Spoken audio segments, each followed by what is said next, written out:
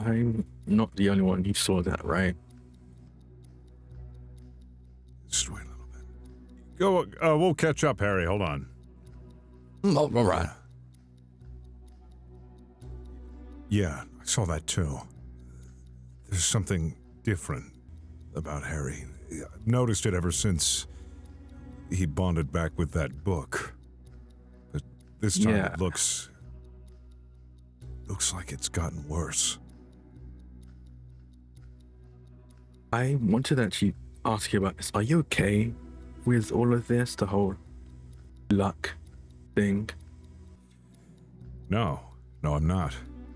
Okay. The fact that he's stealing it from us, he was aware of that, didn't even let us know. Not okay with that. Now, I'm not sure if that's him doing it or just the book, but we need to have a discussion, a very serious one about this.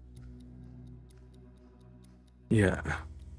I understand, I suppose, the curiosity of it all, but especially right now, when we're dealing with a, I don't know, potentially murderous or prophetic radio, I don't really want to be testing the luck we have right now, let alone having it stolen. I don't think we have much of a choice right now. I don't know if there's any way to counter it. He just kind of skims off the top of what's left over. What I can understand. Sort of like how he would have worked in his job, his profession. I think that was catching cheaters in that casino, maybe. Something tied to that. So I'm not sure how much.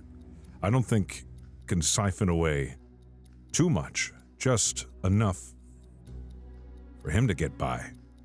But I'm with you. In a situation like this, we need all the luck that we can get. That if that's taking away from us, that could put us at risk. Yeah. I feel like we need to talk to Audrey about this and a bit more seriously. Yeah. I think it's manifested past the point of no return.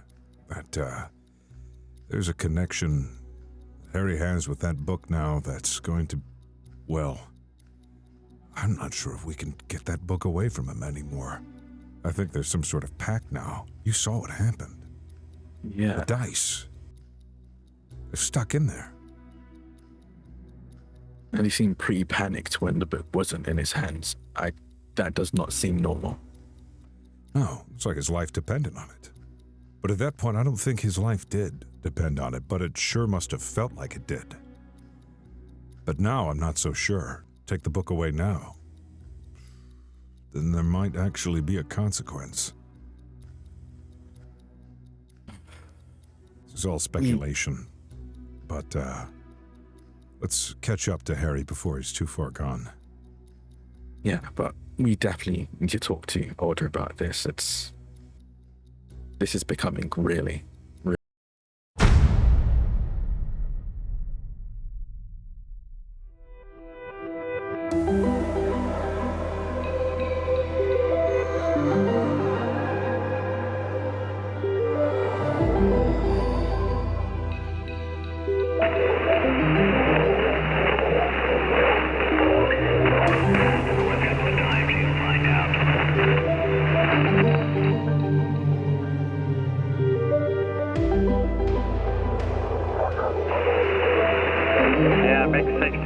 Sledge on that pole a couple of times would probably take care of it.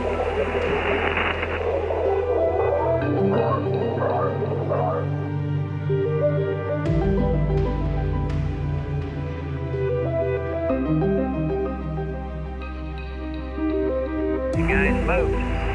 Yes, we did. We had URM. Well, I've got it here. There's somebody nearby.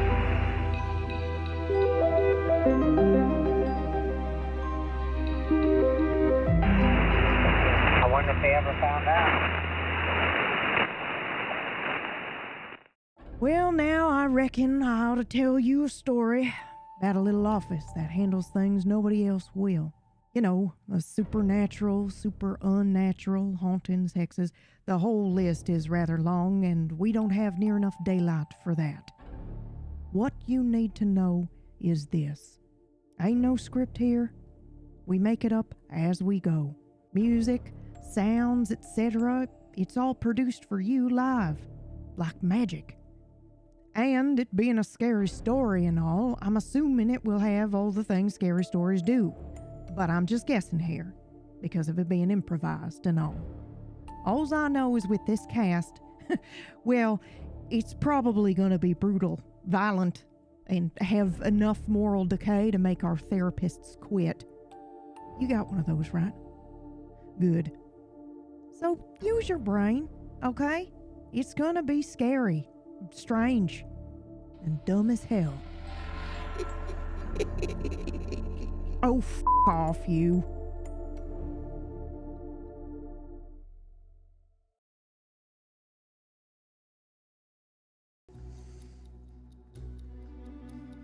Sorry about that, Harry. Just, quick sidebar. So, Yeah. how are things looking? It looks like we need to go up these stairs over here. Looking. Yeah. It looks. Great. I think this leads to the main floor. What was that? Yeah, sorry. You feeling any different, Harry? Feeling Different? I mean, yeah.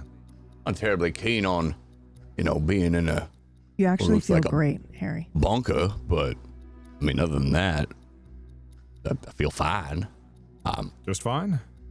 I mean, these candies, but maybe a little sugar high. Sure, maybe that's why you're feeling euphoric. All right, well, I mean, it's just thought I'd check. I haven't had these in like 20 years. They're pretty damn good. right. I just wanted to check it. Mm-hmm. Oh yes. Let's just keep an eye out. Gus, do you mind? And I will grab Yeah. the heads, the protective earwear from Gus. So for those listening, it's the same as last week, except we're switching Gus and Akachi. So Gus is still here in the background, not going to do too much RP. If there's a moment where we can all agree, like, oh, they would probably be doing this, we'll say that. But just imagine they are still here. But we are just down a player at the moment. All right. Sorry. Go ahead. Keep these around my neck, but ready to go Okay. just in case. Yeah, don't throw those on until I think we're a bit closer, just in case. Yeah. Yeah. Though, it was helpful that Gus, you weren't able to hear none of them broadcasts because we don't know if it's a direct influence from when you hear it or if it's a general. I don't know. I'm not sure. It almost might be wise to just turn them on now before we go up there. Up to you. Can, Might as well. but you might have... Okay, yeah. I'll put the headset on. At a safe and Effectively canceling out any sound. And as a reminder, our party is walking through a dank or like wet kind of cement and concrete bunker, nuclear bunker. It's quite large, and they know it to be attached to the hospital. And I believe you were heading down the tunnelway toward the hospital. Yeah. Yes, that's Okay. where the Dazzling Rod Snake Eyes was That's leading right. us. Yeah, so they are now headed, they're underground, walking through the tunnel system. Everything appears to be fresh in terms of you will find stocked food and things, kind of on shelves, everything like prepped and ready to go for in the event of a disaster. Maybe not as incredibly well stocked as if there was a current state of an emergency, but it does appear that there are things. It's new. It's not covered in dust. It's not abandoned. The posters on the wall are also, newer, not stained or old or anything like that. All right, please take it away. I'm looking for any stairs that go up. specifically, which I'm assuming we eventually will hit. Yeah, absolutely. You'll eventually hit the spot where it's, that there are signs as well. There are like plaques on the wall every once in a while, almost similar to maybe a subway station where it shows like morgue, then hospital, main entrance, and things like that, where it's kind of like, but everything is pointing towards one set of stairs for you. And then there's probably like a sign plaque that says like, food storage, and then, another plaque that says, like bedding or beds, things like that. So you guys kind of get an idea that this was planned for potentially the entire hospital in this state of emergency to come down into this bunker. Is the hospital upstairs still running? You haven't been up there yet. Oh, we haven't. So Yeah. just, okay. So you've reached the stairs, and so now you may head up if you would like. Yes. Point up and look to the others and figure. I mean, I could say, but Catsi ain't going to hear me. Just head on Onwards up. and upwards. Wait, give me a quick sec. I want to go to one of the rooms where it says, you said one of the plaques had like linens, something like that? Like, Yeah. Bedding, things like that. Yep. bedding, something like that? Yep. I would like to like grab, if there is any bedding there, I would like to grab like a case or something. Yeah, I think this may actually be now versus back then, but I'm pretty sure they did this back then. The bedding would be sealed individually, so you'd have like a bed and a like a pillow that doesn't have a pillowcase or anything on it, but it is like sealed in plastic or some type of like tarp. It probably looked like tarp. And so, yeah, you would see like stacks and stacks of those in like this blue or green emergency tarp that you can grab. And you'd have to I'll grab a whole unzip that. packet then. Yep. I'll take Okay. a whole like, Yep. set and I'll rush back and go, I don't know, might be useful. Yeah. Can't see Okay, you on if you now. say so. All right. All right. We're going up, Well. and I'll just kind of gesture to Akachi, just make sure they know, because they have the headphones on. Just give a thumbs up. All right. And then I go up these stairs, which I'm assuming are probably like the, switchback style stairs that, go on their way up. How, if it's open in the center looking up, how high up do these stairs go? I'm wondering how deep we are. Yeah, they're kind of like it's like a grand staircase in size, so quite hefty. But it does the standard up one platform, turn, and then go up again. So you're going to be going up these stairs for a little bit. But as you start to ascend, you will start to hear sounds of hospital.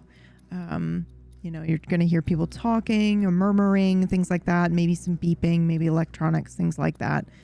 I do this motion to Akachi, since they can't hear the sounds. Again, they nod and give a thumbs up. Yeah, and try to make it like clear, like this, but it's still good. Like we're not a panic situation. Do you hear that? Yeah. Sounds like they're still operating. Oh, yeah, sounds like they got a whole business. Oh, yeah, it sounds like the whole hospital's still full. All right.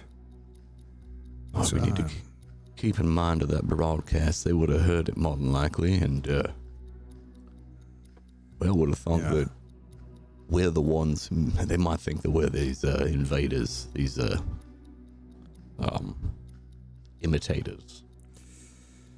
I'll just refresh for you guys because it has been a week. It was, be advised, individuals claiming to be federal investigators have been reported impersonating emergency personnel. Do not cooperate with unidentified officials. Contact local authorities immediately. This is not a test. Well, let's be careful who we run into and keep a low profile. And if anybody asks, well, let's just try to move on. Right. Well, there's also the word into that broadcast, if I remember right. It had said unidentified. So if we identify ourselves as something official looking, that might not be counter to that broadcast, because it just said unidentified individuals, whereas if we identify ourselves and have this fancy looking real badge, it's a crapshoot. Well, it's a crapshoot because they're looking for some unidentified individuals who are posing as government officials. Right. So we got to be careful about that. Yeah. Now, if we do hospital staff, that's a different story. Ah. Paging Dr. Harry? Or should I say Dr. Fox? Is that what we're going with? Dr. Fox, yeah, that fits. And Dr. All right. Salami? I mean, I don't know. I don't know about that one. And I'll motion to Akachi to take the headphones off. Just take one of the ears ear. off. Akachi, I think the best plan of action here is to pretend to blend in as the hospital staff if anybody asks. So let's see if we can't find some identification. In fact, do any of us have any magic that might be able to conjure up some identification? Maybe some name tags, make it look sort Wouldn't of be official? a name tag, but could. I mean, well, actually, this might be able to. We might be able to use our badges as it shows them what they want to see / what we want them to see. It could look like one of them retractable badges to them that we just happen to hold up. Retractable? Is that not around do you yet? The clip-on that you can pull down and it retracts to itself. I don't know if that was Usually they have like a Wait. name tag. I don't know. I've been to the hospital. Usually they have like a little name tag to identify. If we just pin our badges to our chest and if that magic works, then they'll see it for what it is. Yeah. Or can even like pick it up to make it look like, we pulled it off if they're really weirdly suspicious and then clipped it back on. All right. Well, it's worth a shot. I'll go ahead and pin my badge to my chest. Actually, I have a breast pocket, so kind of like I have it half folded over. Oh, yeah. Will you make a roll for me, Jim? All right. It will be your mind roll, please. And if you have any extra bullshit for, I love how that started in Nocturne. Do you have any extra bullshit? And I just continue to say that. Do you have any special abilities that could help you towards anything related to truth? Because I know that this is where your magic lies. Yeah, then this isn't a truth. This is trying to mask the truth. This is so I bending don't the think I truth, get yeah. any. Okay. It is bending I don't think I get any buffs. That's so. fine. It's just my job to continue to tempt you to change your power. Yeah. Okay. So this is a 13. This is anyways. really good roll. Okay. So basically, I think you have a moment where you kind of realize, or maybe you hear Alder, well, your power's up in truth, and you do have the opportunity maybe to tilt into bending the truth temporarily, since your magic seems to be rooted in that. You might be able to be good at disguises, or maybe an occasional white lie, things like that. I don't know, something like that. So you maybe hear that conversation floating back up into your mind as you realize, like, of all the people here to maybe have magic in that, it's probably going to be you or Harry. But your gut says if you and Akachi try to do something together, you might be able to do exactly what you're talking about. But you're going to need 3 items. You're going to need to make a spell happen. Yep. All right. I think I'll go ahead and grab all 3 of our identification badges, well, Gus's as well. Yeah. And be like, hey, go ahead, hand these over, and then I'll place my hands over them, and then when I uncover it, then there's 4 badges there, the hospital staff badges. So I'll just hand them out, and then I'm assuming once this is over, they'll kind of turn back into our identification badges. Yeah. Can you tell me why this works? I think it. Yeah. Oh. For Jim, since his magic is based in truth, and this is kind of disguising what's true. The truth is, well, he thinks, okay, we have a job to do and we need to be here, so he bends the truth a little bit. He knows what he's doing is technically wrong, but he realizes in this situation that we're going to need to get by here unnoticed. He doesn't think it's nefarious, so that's why he kind of lets it slide, so long as it's not causing any harm. Okay. So far, Jim has kind of steered in one direction in terms of the truth and the absolute truth. now you are broadening your magical ability into also maybe potentially bending the truth a little bit. So yeah, this is awesome. So this works beautifully. And the next time you try to do magic where you're bending the truth a little bit, as long as it still fits within your moral code, Jim, it will be easier for you to do so because of this success. Okay, so as you guys look at the badges though, this was perfect. The emergency broadcast said you were impersonating emergency personnel. I have to just say that that's what's on your badge. It now says like you're a paramedic or something on this badge.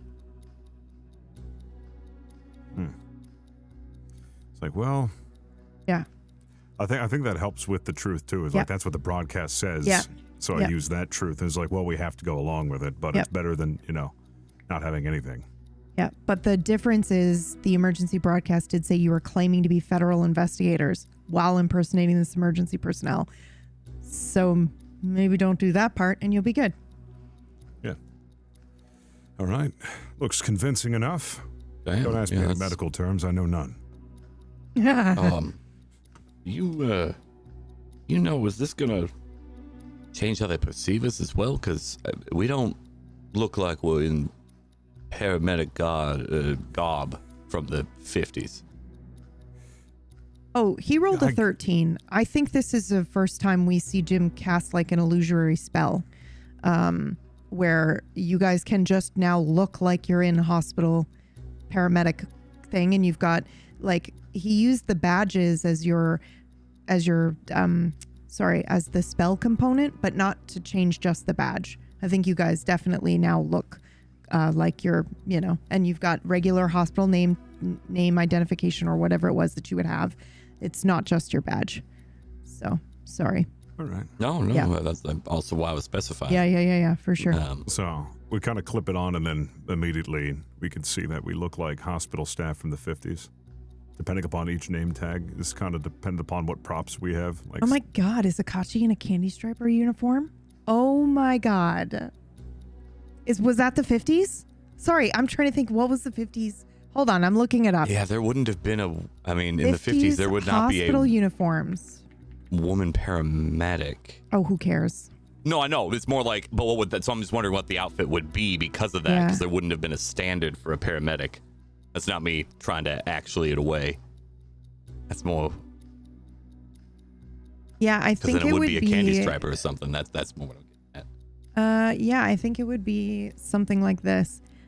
And here we're about to learn just a random PB factoid. Yeah. Okay. I used to collect old like photographs. And the ones that scare me the most for no reason are these hospital staff photos. Scare the shit out of me. I don't know why. Anyway, I can't seem to find other uniforms, but they're basically similar like this. They've got like the kind of like the white apron. It's kind of like a loose fitting collared, and then they've got like a little white nurse's hat on the top as well. all right. Excellent. We don't have to sneak around anymore. Just walk with confidence and like we're supposed to be here, and let's keep on. Yeah.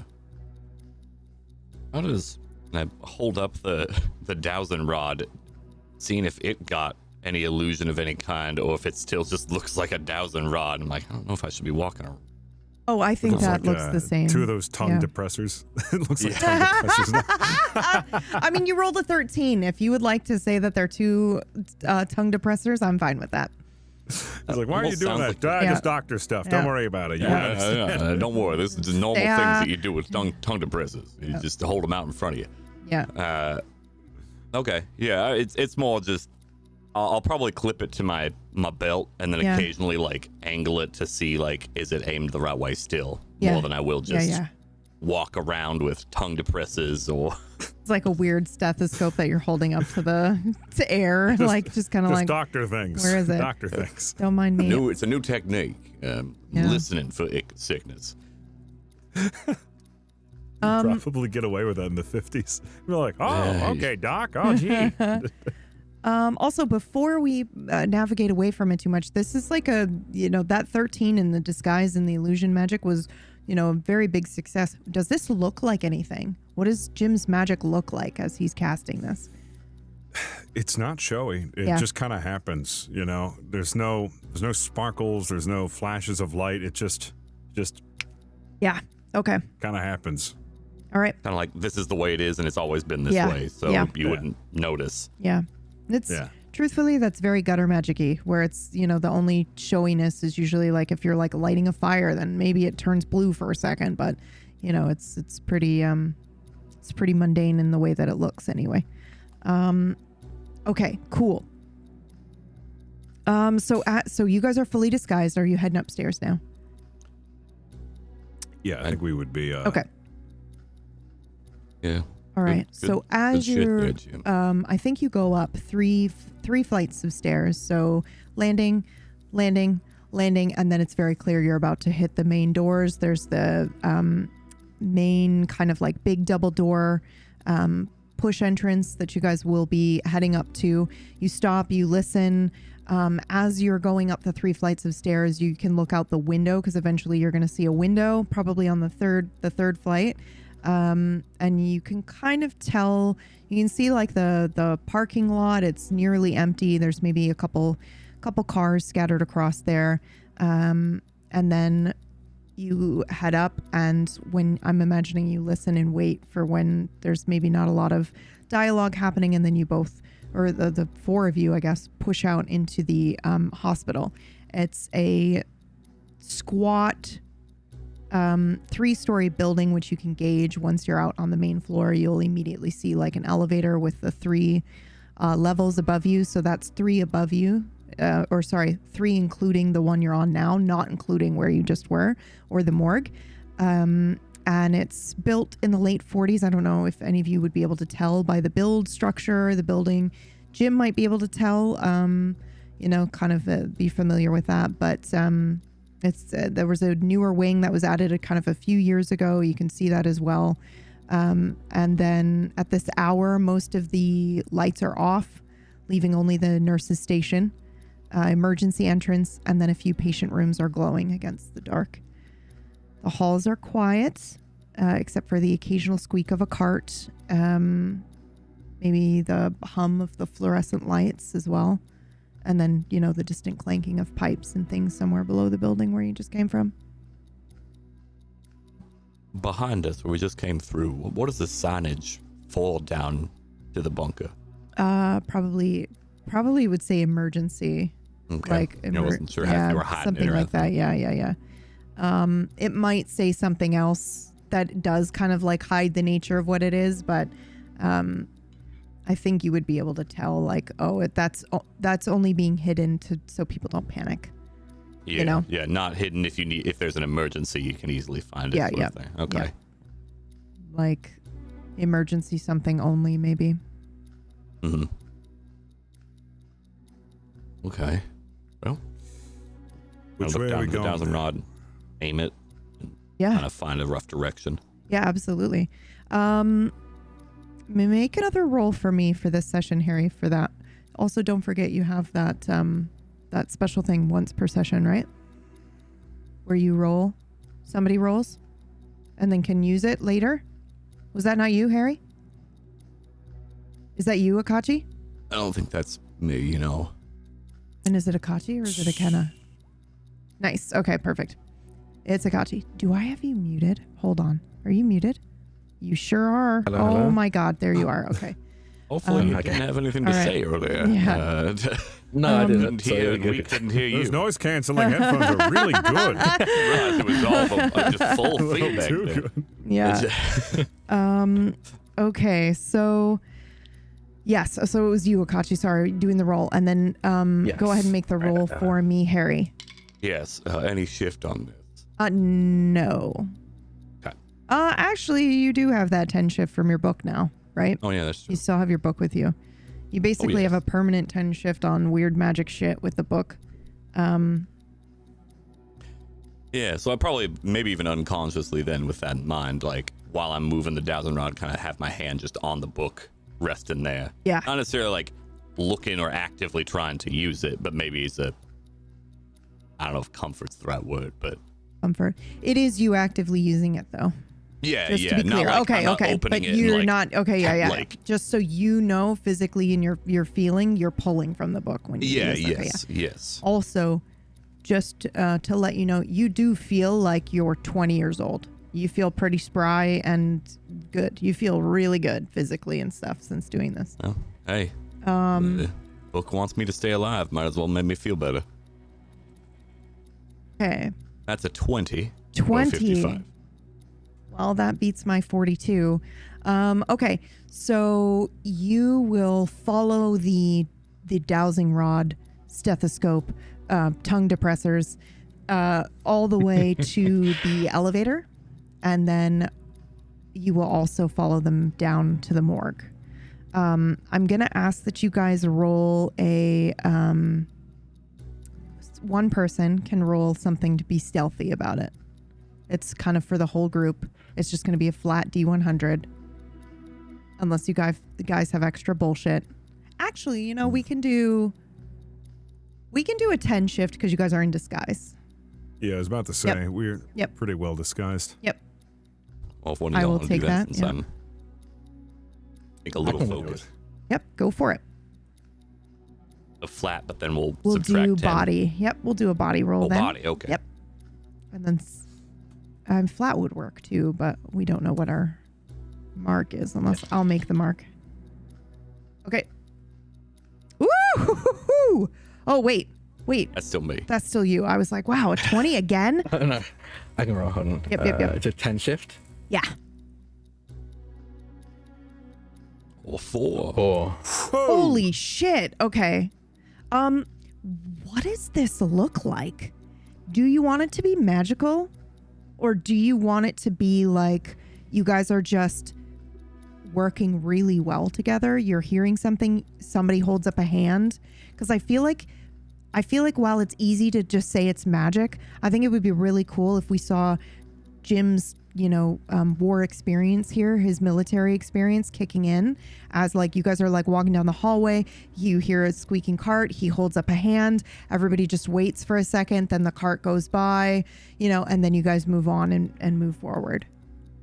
I was gonna say I took a pack of a bed set, basically like a pillow bed sheet Yeah. and stuff. So I Yeah. think I'm walking ahead like I have purpose. And whenever I run into someone, I'm saying, "Oh, I'm so sorry.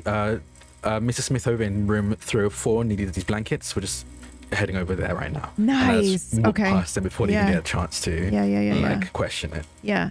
Oh, that's actually so wonderful. Okay, so we see a mix of both. We see Jim kind of like wait, hold up, and then as you guys are reaching towards the elevator, maybe somebody comes and is like looks confused for a second, and Akachi just holds up the blankets and goes for room 20 whatever. Since you guys are on 2 whatever, and you're pointing to the elevator, so it gives reason as to why you guys would be heading towards the elevator. And then you guys get to the elevator and then descend down to the morgue, which is kind of sort of back where you came from, but in a different direction. Good. That was easy. Yeah. All right. Good thing. Going back down? They won't hear. Yeah, I just give a thumbs up to Akachi after trying to talk to them for a second there. Like, It just gives a thumbs up. Yeah, we did it. Customer service stuff is really paying off. Just know how to tell people to leave you alone. you'd be surprised. A clipboard and a hard hat can get you in anywhere, and unfortunately, that seems to work well here too. Doesn't fill me with confidence in our medical system. Fake it till you make it. So it says it's looking like. Now, I'm gonna need to clarify real quick again, because I feel like I think I heard it right. It's not that it's pointing me in two different directions. It's that it's pointing me to the morgue, but kind of looping us around. Like we could have gotten to it from down below. You could have gotten to it from down below, but I feel like seems more direct. it may be more direct, but like, because I'm imagining your dowsing rod isn't accounting for like hallways. It's giving you the direction. Yeah, yeah. Right? Like a compass. So it gave you the direction, but there's a wall there. So you just went, okay, let's take the stairs and whatnot. Okay. So it's kind of like leading you up and around. But yeah, basically you guys hit the morgue level. You hear the ding. The light on the elevator changes color to like notify you're entering the morgue.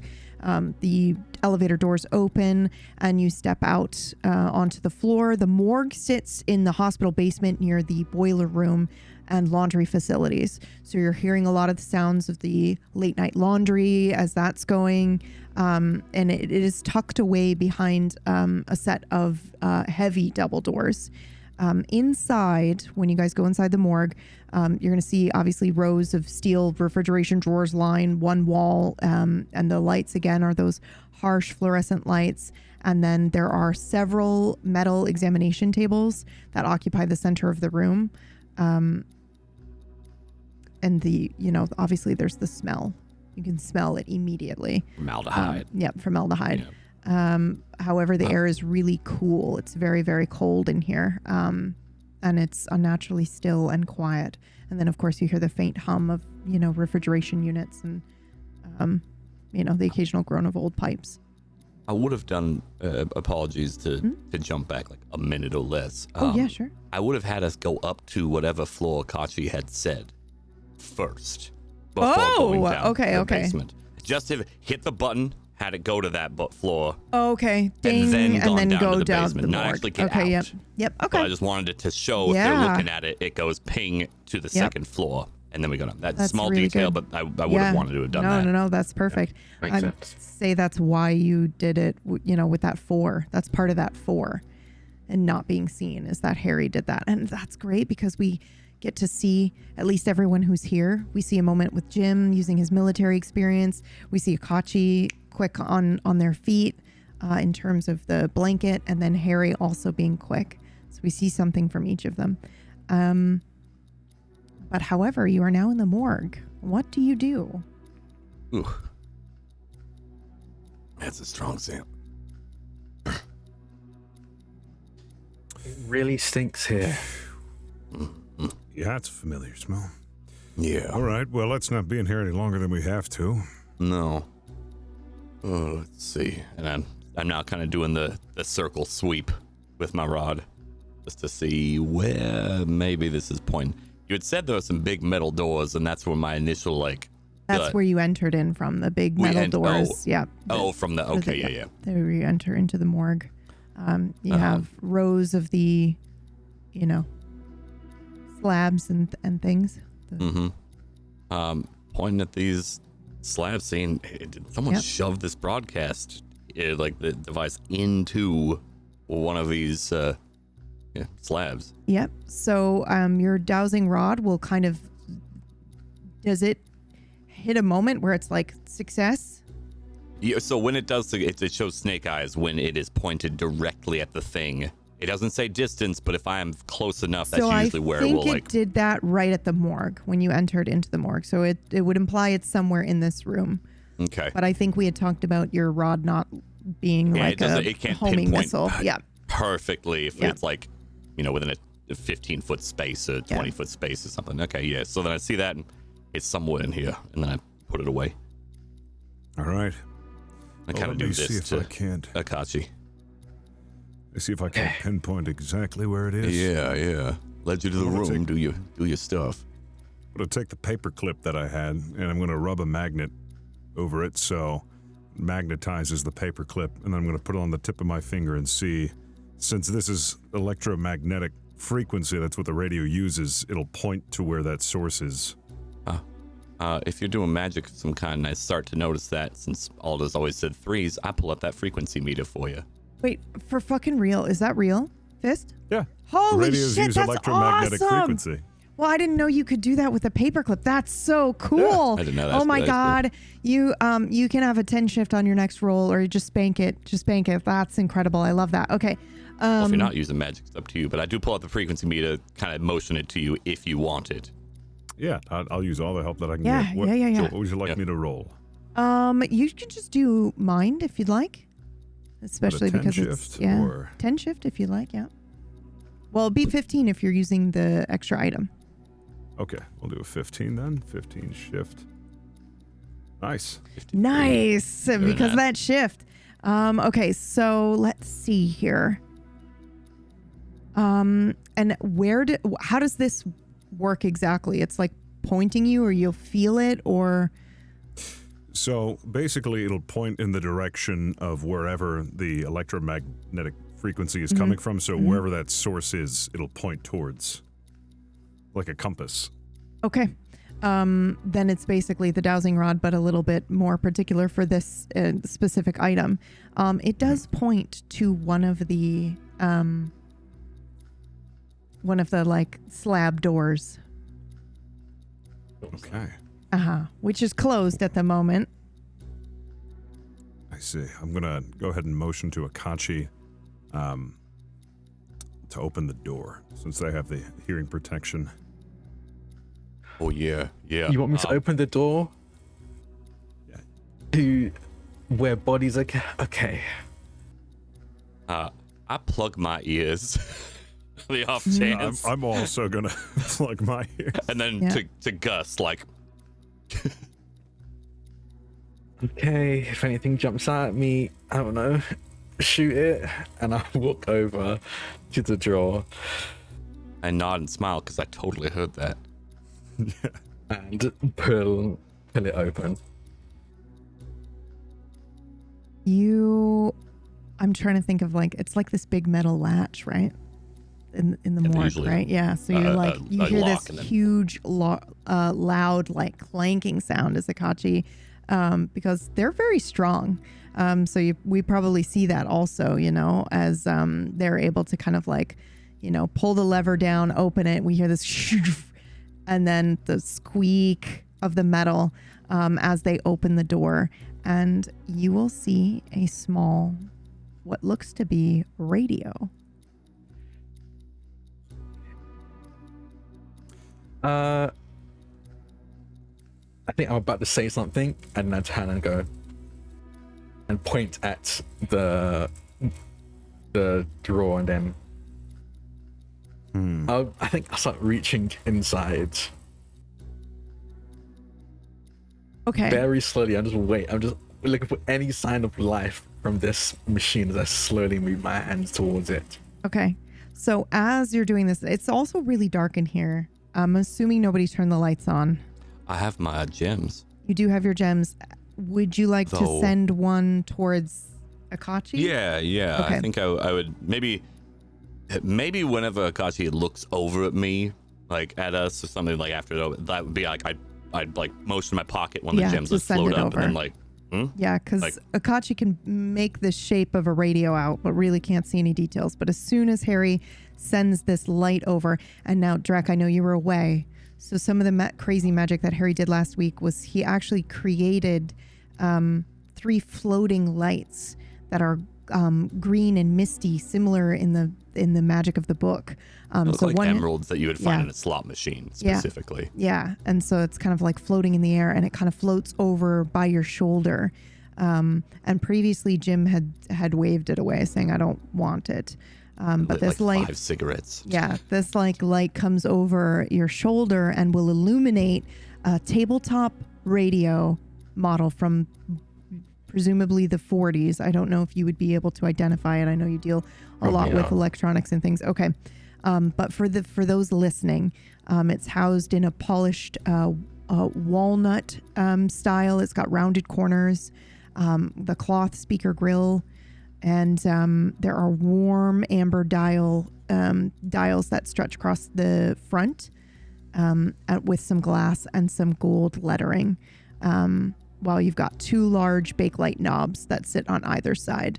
It doesn't look like it's plugged in, but it is making a slight sound as if it has power. Oh, you can't tell because you don't have any. Yeah, I got Okay, you can't tell. Never mind. It looks like it's powered off. It looks like it's powered off. Okay. And as you continue to reach your hands out, nothing is happening. I think as I'm about to make contact with it, I pause and retract my hands and go, actually, I think I should probably make the EMP device now. rather than wait for it to be too late. And we just kind of, if you're looking at us like, What? Never mind. And I'm gonna sit down on the ground in front of this and in front of the now open drawer, and I'll start putting together the contraption, the bits and pieces I have to make this EMP device, the battery pack, the briny alkali solution. I believe I added some wires. Like Catsi's just got like 100 smoke detectors. Starts taking up a pot. honestly, if I see anything else in this room that I think I could use to add to this, I probably will start taking throwing some stuff apart. Definitely would take some like metallic, anything that seems that would be metallic, probably like any what's it called, the thing that used to cut people open with scalpels and the like. saw, you know. Yeah. Okay. Anything that can run a current through for this. So we're gonna do some RP giddiness here, because Akachi, you don't hear this at all, but Harry and Jim, you'll hear the. Yeah, you can't block everything with fingers and ears. And then you hear, "This is an emergency alert. Individuals claiming non-hostile intent have been determined to pose an immediate threat. This is not a test." Pause and putting this thing together. I take my hands out of my ears and I just motion to Jim to keep it that way for themselves. Even if you heard that, maybe it muffled it.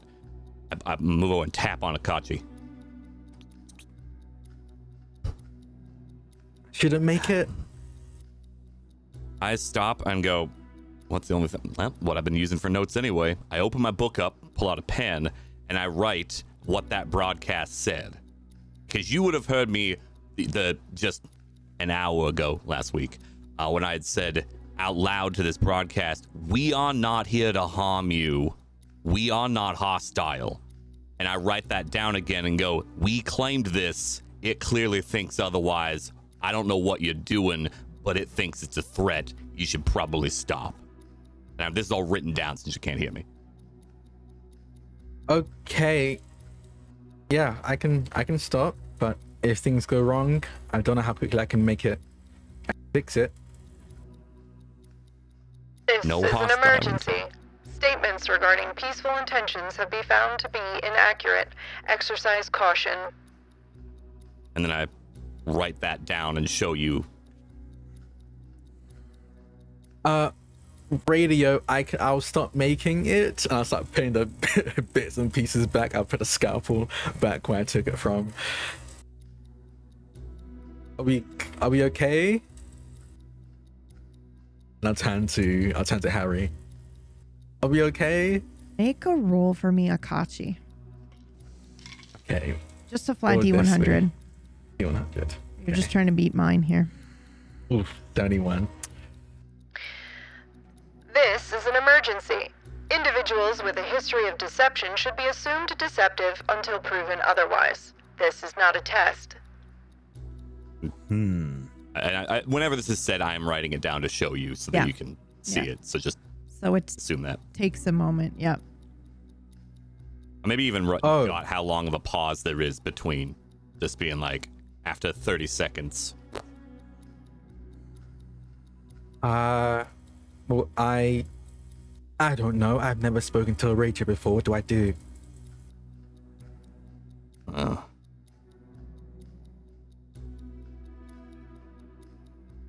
Is it okay if we protect you? You don't belong in a hospital. We'd like to bring you somewhere safe. No one will mess with you or harm you. Okay, go ahead and make a roll, Harry. This will be at a -10 shift for you with the book and reasons. Sure. But this would be crazy if you managed to pull this off. I'm not lying in this case, so I'm not going to roll and add my deception. I know. I'm not trying to harm it. Yeah, I know you're not lying. You're planning on bringing it to the office, but correct. I'm more saying for my own shifts, I'm not going to be using my deception. Oh, right. Addition. Yeah. I understand there's the negative for the book, for sure. This is me going, I'm not lying to it, so I'm not going to be adding a shift to that. Yeah. Okay, -10. Double check that there's no other playable shit.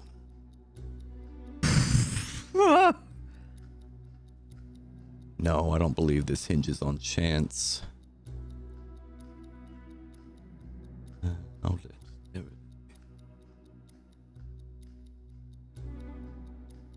okay, yeah. -10. Let's go on ahead here and... Do you wanna burn? Do you wanna burn? No, but I will add 3 burn to flip it to a 16 success. Holy shit, okay. Now what does that put you at? 7? That puts me at 8. Okay. So. Wow, all right. So go ahead and roll your major burn condition here as you do this. Yep. Roll twice for everything, take the worst. Okay, roll me a 1d2. Shift. 1d, roll a 1d2? Yep, just a 1d2. 1. You don't take that. You feel yourself getting ready to take this major burn condition, and then this magic from the book is gonna like absorb that burn condion for you. And I give it a gentle little pat, Yeah. knowing what had happened there. It's very visible. One of the important things about being entangled with an item is that when he's using it, everyone can see he's using it. It's like a wizard's staff or a mage's spell book. So you can tell it is being used. You can tell it is a source of power. And, you know, if you were at some point to face a bad guy that was using something like this, you would want to target the book and take that, or that item, you would want to take that from them or break it somehow. Okay. So Harry, you feel like you were willing to take it, and then all of a sudden the book absorbs that for you, and you kind of feel a little bit more refreshed for a second. And you flipped the result to a 16, which is a success. Okay. This is an emergency. Persistent doubt has been identified as a contributing factor in recent incidents.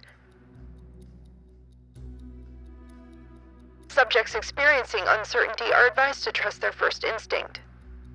And this is the first time you actually hear some doubt and inflection in the radio. Yeah, it's not the reporter voice. Yeah. Yes, you're going to be, if not helped, moved around, and there will be others that might have harm intent. That is not us. We are here to bring you to safety and protect you and make sure that no harm can be done in and around you. If you're willing, we will take you with us and bring you to safety. Doubt detected. Hesitation may result in loss of life. This is not a test. We will not hesitate. Oh, well, that's why we're informing you. We will be direct and clear. I'm saying this as loud as, and not like yelling or anything, but I'm hoping that maybe Jim, even with the plugged fingers, is at this point probably able to hear it. I'm guessing, hoping. I'm not trying to hide it from Jim or anything. Oh, no. I'm pretty sure I can hear it. It's just a bit muffled. Yeah. Okay. Just wanted to make sure. With your I'm kind of looking over at you every now and Sorry, then. with your fingers in your ears, you can hear everything. There's no way you can't hear the radio, like broadcasting, I feel like. I meant me talking to it. Oh, okay, yeah. Then yeah. You can hear just muffled. But yeah. Mm-hmm. So I'm looking at you every now and then for like, is this good? Do you want me to say anything else? Like, what I'm apparently able to communicate with the thing. I'm just kind of nodding along since you've taken a point of contact. I think I've taken my ears, or taken my ears at this point. It's like, it's not worth it. I gave a motion to Akachi, like, you can take the headphones off. I don't think it's necessary. Akachi goes, no, thank you. I'm fine. I pause and look at you, Jim. No, actually, yes.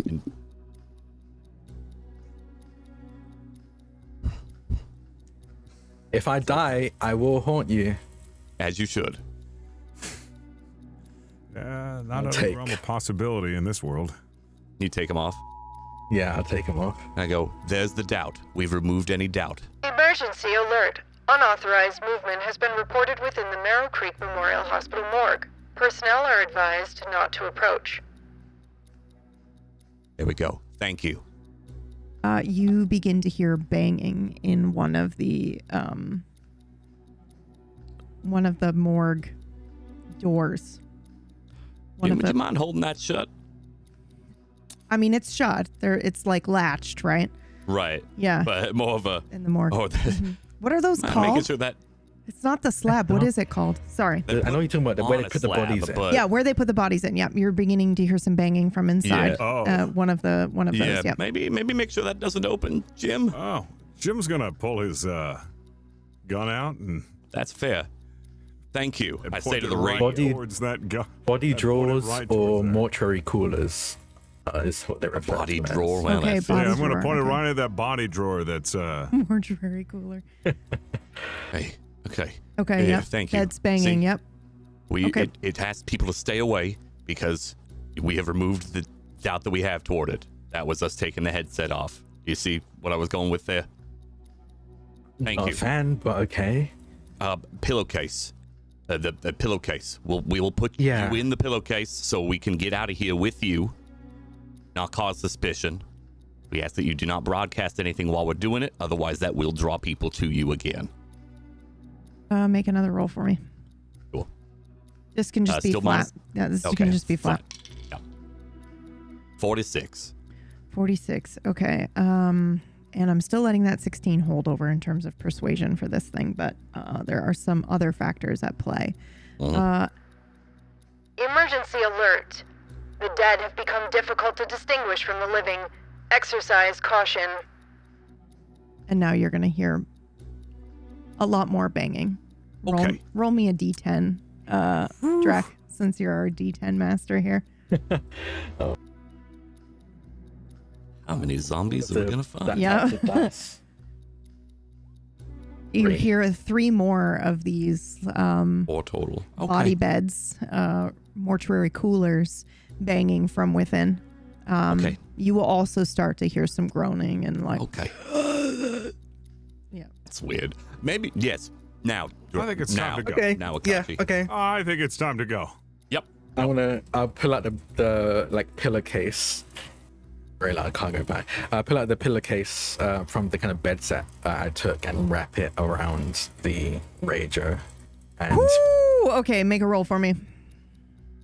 oh, You're boy, gonna. what So roll to is be this gonna clear, be? you're trying to wrap the radio in the pillowcase and take it with you. Yes. Yeah. Okay. What would this be? This is gonna be body. I think this is you're trying to go quickly, right? Unless you're using Yeah. any extra magic. I'm Yeah. not thinking about magic, and especially with Yeah. the dead coming to life, I don't think I have time to think about magic. Yeah, it's not gonna be great. Let's see. 39 over 20. Would you like to burn? No, it's the chance of me succeeding is too low. I don't see enough. I'm not gonna burn. Emergency alert. Chest pain accompanied by pain in the arm, jaw, or shortness of breath may indicate a heart attack. Seek medical attention immediately. Now roll body again, please. I'm gonna kick Harry's off. Ooh, 27 failure. 27 fail. That's Oh close. God. Okay. You do start to feel some pain in your chest right after that broadcast goes through. Yep. I immediately let go of the radio and I clutch my chest, staggering backwards. Akashi, Catsi, you all right? you good? If you believe you are having a heart attack, remain where you are. Help is on the way. This isn't good. Are you? I'm move over I'm- quickly and like. I'm check pulse. immediately putting my headset back on. I Okay. immediately pin the ear protection on, and I push Harry away from me the moment Harry gets close. Yeah. The chest pain will move now to your arm, Akachi. I'll drop to my knees, clutching my arm. I look at Jim. I'm like, I don't know what to do. hey, we got it. Shit. Okay, you may not trust them. Yeah. I've been talking with you. Please trust me. We are going to get you out of here. If these things wake up, they may tear you apart. and I go to the pillowcase, attempting to pick it up now. Okay. Go ahead and make a body roll for me, please. Yep. Akati, what are you doing? You're doubled over. Are you going to make a run for it, or are you staying here? What are you doing? I think I'm leaving. I'm making a run for it. Yep.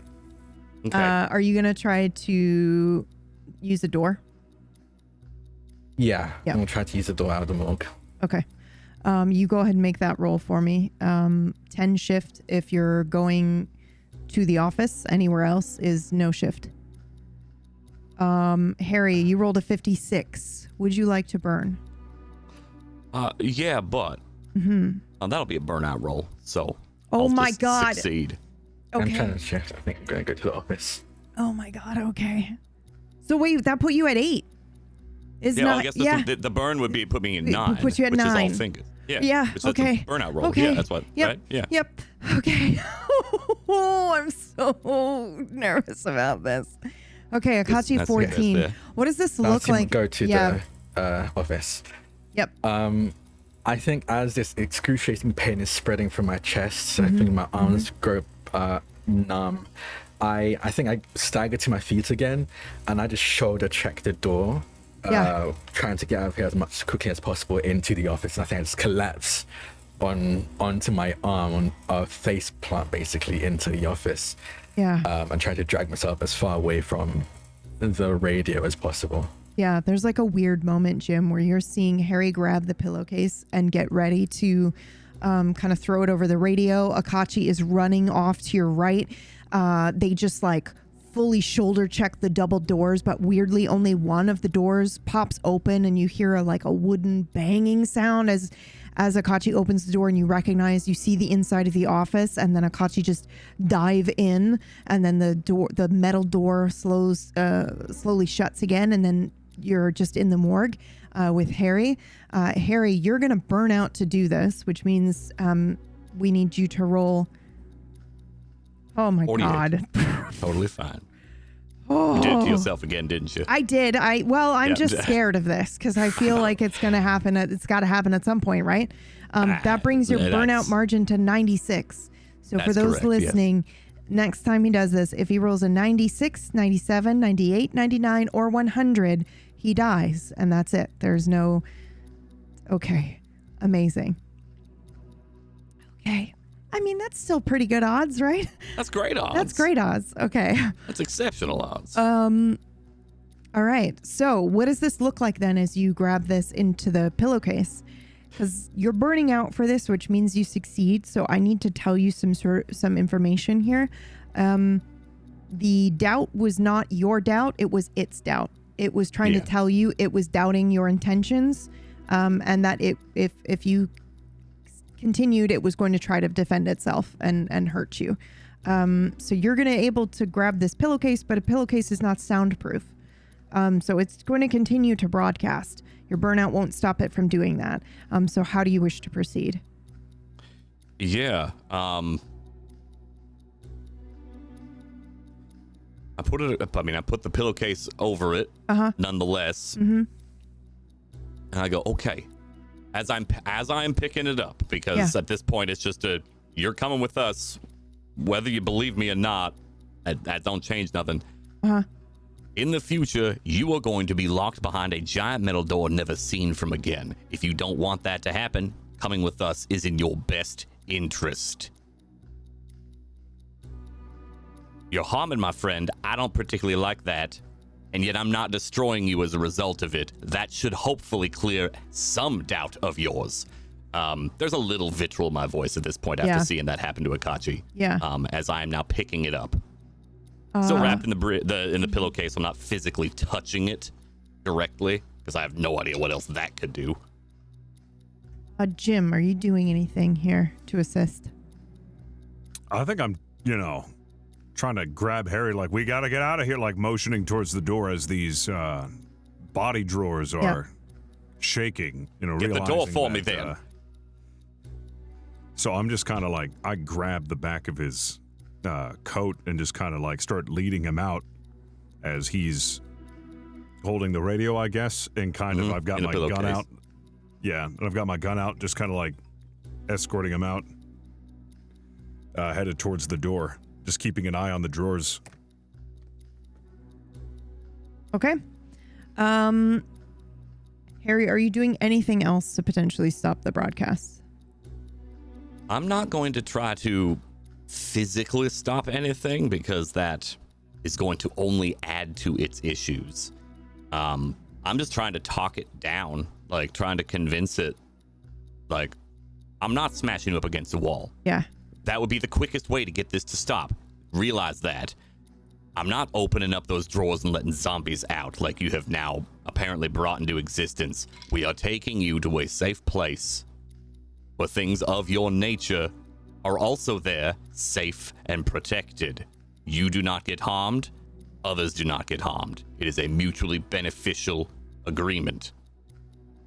As I'm being pulled while talking, and I'm kind of just doing this, just walking through like, we've been following you. We've been watching this. We know what's going on. We know what's happened in the future. Yeah. There is you're going to get sealed and never seen or heard again if you're not careful. That is what's going to happen. We're trying to prevent that for you.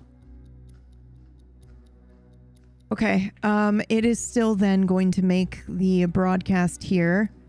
Mm-hmm. Containment failure reported following the rupture of a cloth sack. Loose objects should not be handled or identified. The moment that broadcast goes out, you hear a tearing sound in this pillowcase, and the radio falls and clatters to the cold stone morgue floor. Damn it. And it says that. Do you do anything else real quick? I pick it back. I just pick it up. You just pick at it up that with your point. hands. Okay. Yep. At this point, it's just like, this is not going to help you. We are here to help. God The damn it. morgue is no longer a secure environment. All personnel are ordered to evacuate the lower level immediately. Working on it. The door, please, Jim. How far am I to the door? You're very close. You can open the door if you'd like. However, this donkey kick the door. Yeah, donkey kicks the door. Are you trying to use the door to get to the office, or are you trying to just use the door and get out of the morgue? I'm trying to get out of the morgue because if I'm successful in opening the door, I'm going to take the paperclip and lock the door with the paperclip using the reverse magic of unlocks everything, locks everything, because I don't want zombies getting out. Yeah, okay, perfect. Okay, so you just kick the door open to the hospital. You don't even need to roll for that because you're not trying to summon a door to the office or anything like that. You kick the door open. Harry is now running with the radio in his hands. Harry, roll me a body check, -10, as you pick up this thing. Oh, yeah, no, this is not going to work out well for me. That's a 44 homie. Okay, it begins to burn your hands, but there is a moment where you start to feel the burning sensation on your hand, and then you hear the of the book again as it's like stopping the pain from registering and stopping the burn, but then it becomes very clear that the book is at odds and cannot stop it, and then it begins to burn your hand. Fine. I put it down on one of the gurneys and start moving. I don't even think you can put it down. I think it's so severe that it's like it's it's one of those, it's like you touch it and it's iron hot. As you pick it up, I wasn't sure if it's it like had already picked it up had picked it up. no, first. it's like right as you pick it up and are running to the door, it sears your hand. The book is able to prevent a little bit of damage for you, but then it is going to sear and burn your hand, and you have to drop it immediately. Got it. I don't know. This is a fun question. Has Harry ever suffered a burn before? Yep. Yes. Ducks. I think that was Harry. first degree. Oh, has Harry suffered? Yeah, has okay, Harry sorry. suffered a burn before? I mean, I definitely I've burned myself quite a bit personally, but yes. Fairly Fairly severe one, as a matter of fact. Okay, Possibly Harry second. did. All right. Okay. So this is going to feel like being electrocuted.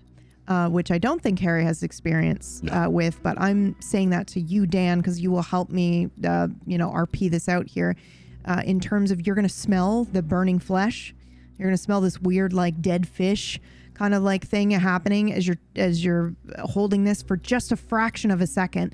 And it's like you can't see anything. It's blinding light for a moment. And then, then you register the smell, then you register the pain, and then your heartbeat and all of that is just like, your body is rocked with pain. And you drop this radio, and Jim has opened the doors, and you have one decision here. You can go or you can stay.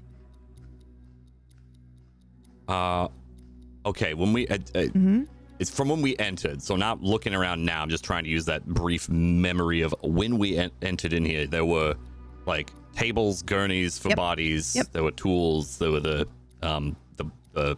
and then the mortuary coolers, the body drawers. The coolers, body drawers. I was about to say body boxes or body shelves, and that wasn't right. Are any of the gurneys on wheels?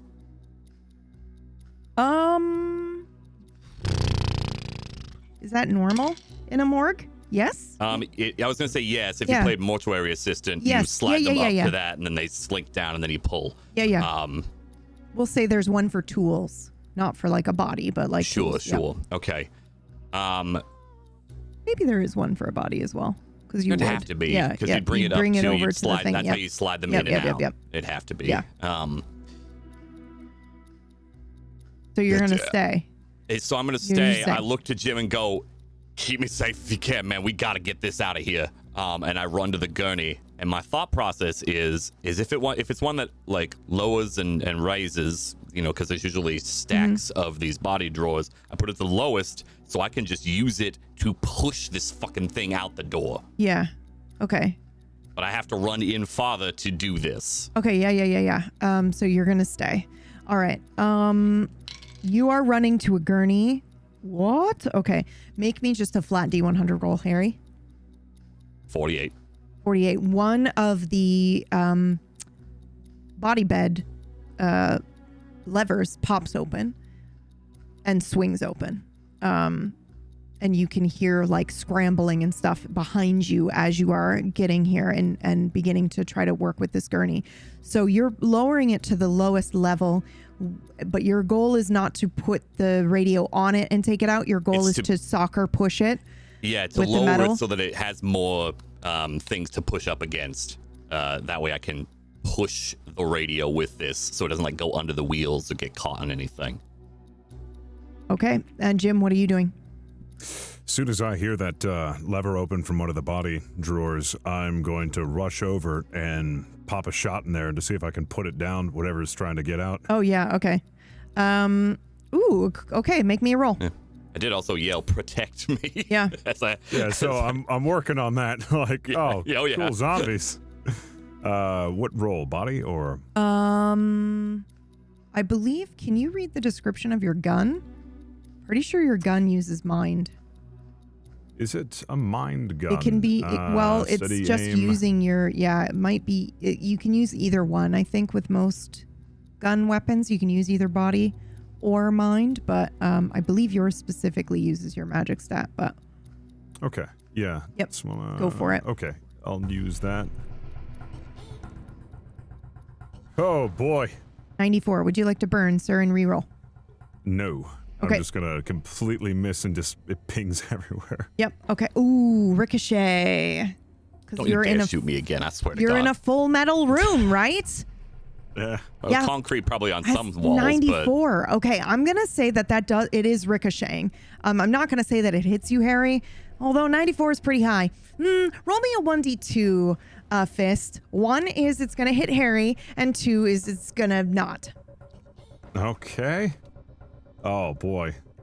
This is the opposite of 50-50 for a reroll, honestly, and you have a 50-50 for me to get shot. Oh my again. God, it's 50-50 for you to shot, but it's because it was a 94. If it had been an 80, sure. But the ricochet, you're the only other thing in here. Omen. And your omen that you rolled You rolled a earlier, 44. kinda- Yeah. Okay. Yeah. Oh, listen, this is, I understand. It does You not love mean it. I have to like it or Yep. not complain about it. Yep, you got it. Okay. Where does I this don't hit I you? doubt Harry all the time. I'm just Oh, going to have no. him shot Again? again with my gun. It's fine. Don't worry. I'm not going to trust you, but you're going to get shot twice because of me. Totally cool.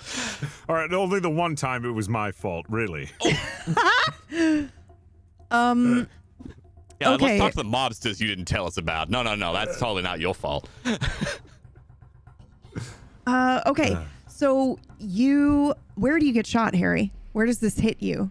Also, I just realized you have the entanglement with the book, so you're not even going to really feel this. It's going to feel like a bee Yeah, sting. it might be hit, Yeah. still hurt, but Yeah. not Yeah. hindered necessarily. Yeah. Let me see. I'm doing some math, so I can leave it a chance here.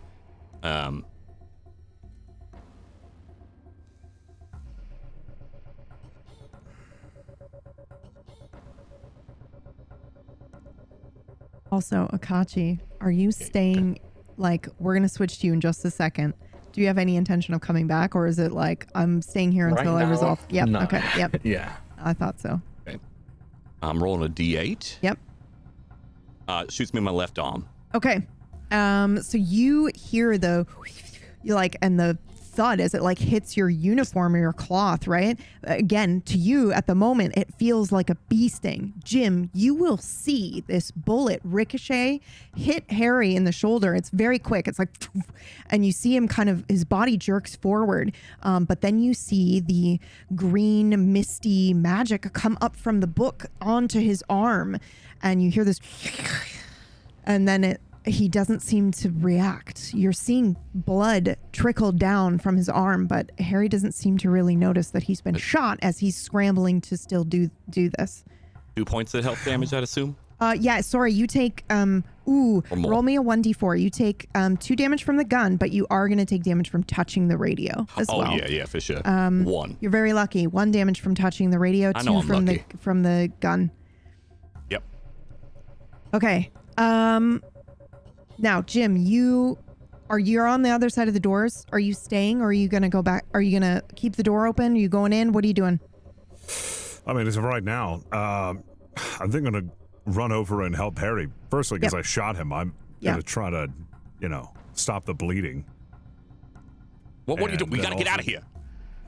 You're shot, Harry. We'll talk about that later. God damn it. Second body pushing. door opens, and a deceased individual, fully naked and charred, begins to crawl out of the I kind of like body look back. bed. That is what I need help with as I'm now shoving this toward the door. Yep. Harry, go ahead and make your roll to see if you can knock the radio out of the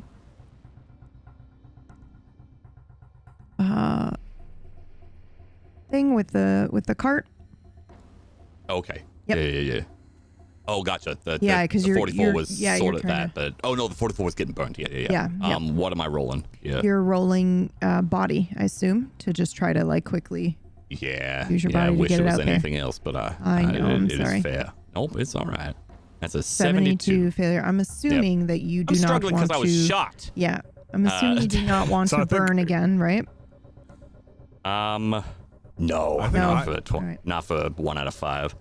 Okay. I mean, could I assist? I mean, Yes, I feel like at absolutely. this point, Yeah. I'd Yeah. be helping push. I'm So assuming. Okay, so here's your choice: you defend from incoming attacks, or you help push. I'm going to help push Yep, because okay. I don't want to miss again. Yeah. Well, then you go ahead, and I'll allow you to make a roll, and then you can have the shift of the Harry helping. So you can Okay. do the 5 shift. 5 shift. Is that body roll? Yep. Ooh, I'm not good at body, but you know what? Let's None give of it a us shot. are. No. Oh, that's close though. Okay. Close. That's very close. Would you like to burn? No, I No. don't think I will. Okay. I mean, close doesn't mean doesn't succeed. Yep, It just means bad shit just happens. Means, yeah, it just means there's some consequences. Okay, so you kind of shove this forward. I think maybe you see Harry struggling with his arm as he's kind of bent down, pressing the lever to kind of lower it. And Jim, it takes you maybe a fraction of a second to realize what he's trying to do with this, and he's going to use it to bump the radio out. You grab the as he's like struggling with it, you just come over, you like maybe, do you have experience with these, either like a hospital bed or anything like this? Field Maybe? gurney From would be, field but I don't know about gurney. this Yeah, kind. that was my Field- immediate thought. Yeah, we wouldn't have a gurney like this. This is Okay. a bit far more advanced than Far the more gurneys advanced. that we would Stretcher, have. I guess, is what you would Yeah. have dealt with. Yeah, we Okay. would have used a stretcher. And then I think maybe it's not quite the same, but it's similar enough that you see him using the lever and you go, oh, there's one on the other side. And we see Jim just like come over and palm the other lever on the other side. And then the gurney comes down on the bottom and then he just kicks it. And the gurney lurches forward, hits the radio. You hear this like high crackling, like, and then the, maybe you smell some like fire or burnt somehow, some smelting. There's something that you're smelling here that maybe you can't identify right away. But the radio does tumble forward as it is hit. However, it is going to burn what is what touched it here, the gurney, a little bit. And now I need you both to roll body to dodge the incoming attack from a zombie each. Lovely. Ooh. Yo, Harry! Harry turns into a zombie. Body ain't what I'm Harry! supposed to do. That's Listen, an I've already got a 88 necromantic omen. book. I can't be a zombie. I know, my God. both. Okay, Jim, you're up. Please, Okay. Jim, please don't roll an omen. you already did I already roll. rolled. I already It was rolled. an 89. Oh, it's Not 89 and omen. an It's 88. 89. Oh my God. Okay. Yeah, what the heck is going on? All right, you're going to get hit. Jim, you're going to get 22. This person is going to lunge at you, Jim. How do they grab you? How are you not able to get out of the way in time? I mean, I think I'm fully focused Yep. on the gurney, and they just grab my one leg, pull me down. I'm just off balance, and then I fall to the floor and kind of knock my chin into the gurney as they pull me down to the floor and try to, like, I guess at this point, just maul me. Yeah, they're going to go in for a bite on your ankle, and you're going to take 2 damage. All right, that gives me a minor burn. Okay? Oh, God. No, but damage shouldn't give you burn. Yeah, I was just Oh, going to does say. it not? Nope. Oh, never No, mind. it's just the health bar on the right of it. Yep. Oh, I see. Yeah. Yeah. It's like, hold on. was about to say, Let's not make things even worse for you. Yeah. Oh. Okay, and Harry, you rolled an 88. I did, yes. Okay, what does this look like as this thing? Why are you not able to dodge? Like, I mean, I'm sure your arm is bleeding. You're fully focused. I'm bleeding. I'm pushing this. I think it's full focus. I'm trying to get this out. I realize that Jim has left the door. So now I'm like, okay, Jim's helping me. Yeah. We have to get this to the office. Why didn't he open the door? So at that point, my brain is, I need to get up, get to the door to the office so that Jim can finish pushing this through since now he's helping me. So it is me not really focusing on anything else and standing up, I'd assume, into probably a full body tackle from the other one. Okay. Yeah, it'll, I imagine this is the charred one, I guess, that is now coming at the you other here. one that that was getting out. Yep. And they grab onto you and are, kind of scratching. They bring you down to the ground and are on top of you and fully come in with a smoky, like, bite. You can see a flash of their perfect white teeth as they've been, burned, come in maybe for your neck. And they grab onto you and rip kind of an open wound for you. You would normally take 4 damage here because you've rolled your doubles. So you're going to double that damage. However, roll me a 1d4 and subtract that amount from the damage from the book. That's good. Yes, you've discovered one of the benefits of the book. A 2. So you're going to take 2 damage. However, Good. so that your character understands, like, you're feeling like there's no doubt in your mind now. This is, like, I think the 3rd time the book has done this for you. You can tell this would have done an insane amount of damage, but somehow that book. If I didn't have this book and took all this you'd be damage, dead. I'd actually be dead now. Yeah, 100%. Like, just for players knowing, like, my health would be gone. Yeah. Otherwise. Ooh, okay, yeah. Thank you, book. Oh God! Hey, what keeps me alive, I keep it alive. If I die, it goes away. It knows that. We've made a pact. So Oh God! Okay. it's in its best interest. Harry made a good choice. Okay. I So won't you. believe it otherwise. So what are okay. you two doing now? Well, I think I'm going to try to shoot the zombie Yep. point blank. I feel like Yep. I can get away with it. I feel like I hope to might God have you better can. ricochets and hits Harry. If you miss and it ricochets and hits me again point blank, I'm done. I mean, you rolled an 88, so you kind of answer it. I just got my neck bit open. Do not add fuel to that fire. You're This kind thing's of in literally danger. burning. You're kind of in danger with that omen. I've been playing a little nice with the consequences. No more, especially now that you're entangled with a book, sir. Okay, go ahead and roll, Jim. I'm going to use Nerves of Steel Yes, as well. this is the Thank you. ability. Yeah. Okay. Now, Nerves of Steel, I think, allows you to use Mind then for this roll for your gun. Yes. Yes. Okay. Perfect. All right, let's see. Yo, 34 success. Let's Thank go. you. Okay, so you're doing point blank. Now, normally your gun does on standard 2 steps of damage, but if you're point blank, it adds an extra step, making it a heavy blow here. So it's going to do the full 3. That may not sound like a lot of damage to you guys, but I'm realizing we haven't done a lot of combat with health bars, if any, at all yet. We've taken damage. I've You've taken damage, before. but I don't think I've been you've shot before. Yeah. It wasn't in combat. In a combat. It wasn't in combat. Yeah, it I was don't like think we've done crossfire. combat it's yet. just, Yeah, I think so I took damage because I got run over by a bike. yeah, that's right. That's right. Like I guess I was taken- just fired at by mobsters, but not actually in combat with them. That's true. Yeah. So, just so that everybody listening is aware, players have 10 points of health, period, as a mortal. But like right now, like that's it. So you're hearing three steps of damage, and it's like, oh, okay, that's actually significant. That's a heavy blow, because only a couple of those, and you're down. Okay. So you're going to do the full 3 damage to this zombie. And what does this look like?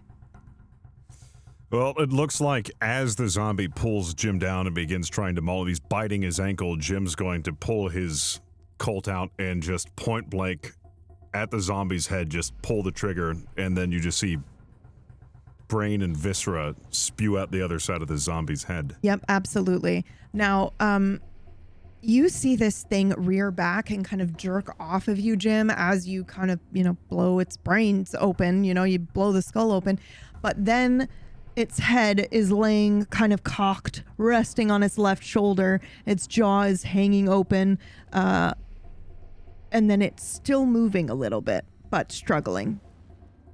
It is going to come at you again here in a second. Do I have a chance to pull the trigger again, or am I going to take some damage? If you choose not to run and fire instead, yes, you can. Okay. Yeah, I'm gonna go for a second shot. All right, go for it. This is still technically point blank as well, because you're like right here, and it wasn't able to move because of the damage you did. 37, nice. Okay, so this is another point blank shot. So we hear the sound of the gun firing as Jim fires into this zombie. This shot, however, is a kill shot, as this would be doing 6 damage to it total. What does this look like as you take it down, Jim? So as it kind of reels back and I notice it's still not dead, I'm going to, as I have the distance drawn, I'm just going to pull up an aim and finish off the rest of whatever's left, what hasn't been blown away. Yeah. So we see a shot go into what's remaining of this zombie's head, and it kind of jerks very quickly and then clumps to the ground, unmoving. Harry, you're up. What do you do? Yes, well, me being in a wonderfully stuck spot at the moment, there's You one are thing kind I of can think pinned. of doing. Yeah, what's that? I have a necromantic book Oh that I'm my entangled with. God, sir. God. He's like, well, I'm in bed with it already. What, Yeah, why not? I'm already here. Might as well. Okay. All right, what are you doing? I'm thinking zombie movies because what else? What other reference am I gonna have as Harry here? Yeah. And usually what can be done can be undone. So this book being necromantic, it has at one time taken life from a dear friend of ours, because it was willing, but nonetheless there was still a life transference of some kind. Spit it out, you thief. Are you going for the health? Are you stealing the life from this zombie? Is that what you're doing? Absolutely, I am. Okay, all right. And I figured the book would be pretty happy about that. Yeah, I'm sure it will be. Go ahead and make your roll for me, please. This is soul. Unbelievable. It took you all of one episode to start stealing life for the book.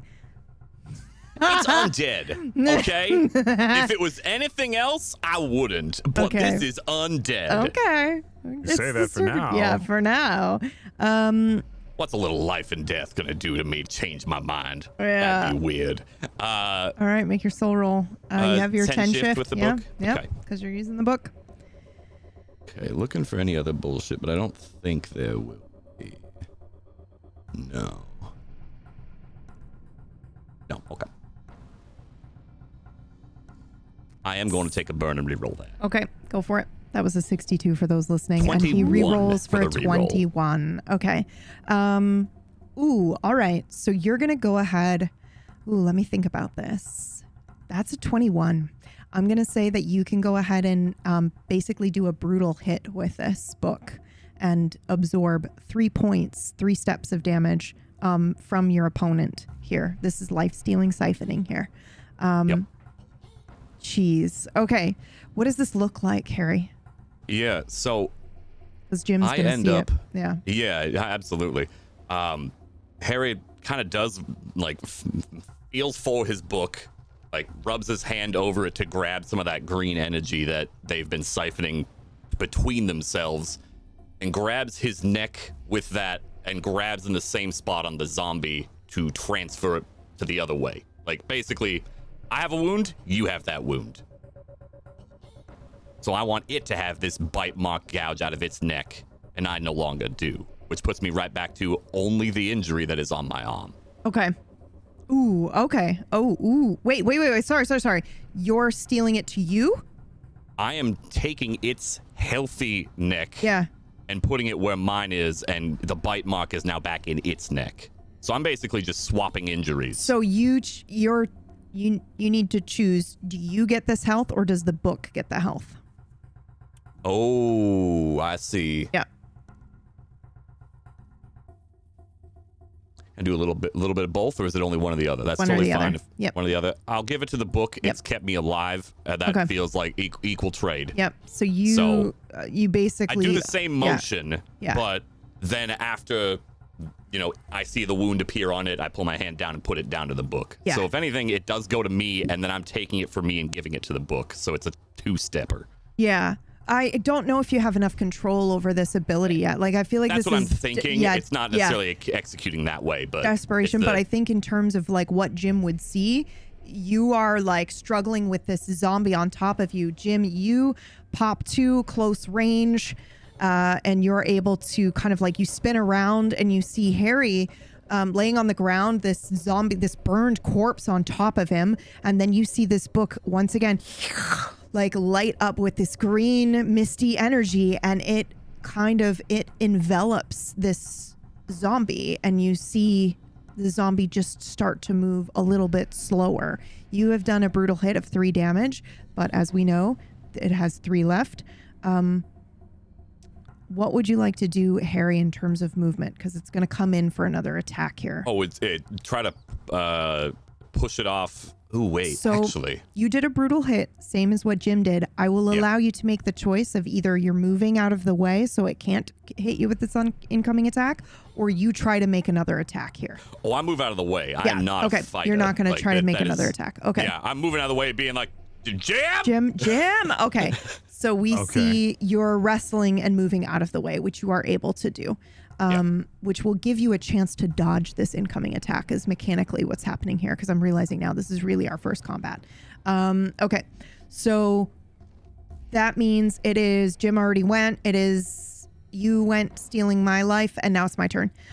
So I am going to come in and try to attack you, Harry, but now because you're no longer pinned, you can actually try to dodge. So make a body roll, please. Yeah, that will be very successful. I say, lying to myself. 64. Do you want to burn? Yeah, I probably should, just in case. Oh Yeah, there's an omen my instead. god! I was like, it'll probably give me doubles, and I shouldn't have thought it even. Yep. 66. It gives you doubles. Okay, so roll me a 1d4 because it's going to come in and hit you with 4 damage because you rolled doubles here. Yep. 1. So it comes in with 3 damage. How are you in health, Harry? I got 2 health left. I'm not doing great. Oh my god. Okay. So then what does this look like? Because basically whatever it does to you makes you look like you're on death's door here. Oh, yeah. Yeah. I mean, I've got a bite mark in my neck. Yeah. My arm is bleeding from a gunshot wound. I just want to make sure that's always emphasized here. You're such a dick. I love it. I love it. I love Look, accidents happen. it. Yeah. Oh, you're here stealing luck. It's fine. I'll just shoot you twice. It was an accident. Potato.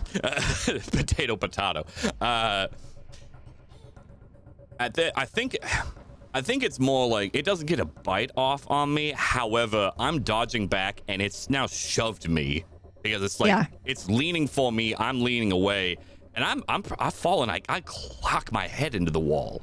Yeah, okay. I like that. So, it's like, because what can a zombie do? Yeah. Slide down, and there's probably, like, not a ton, but, like, a little blood that you see on the wall. Head wounds bleed a lot, so there's probably a lot of blood. And Jim, this is extremely startling. You see him, you see him get swiped maybe along the chest. His shirt rips open. You're going to see a wound appear from this zombie.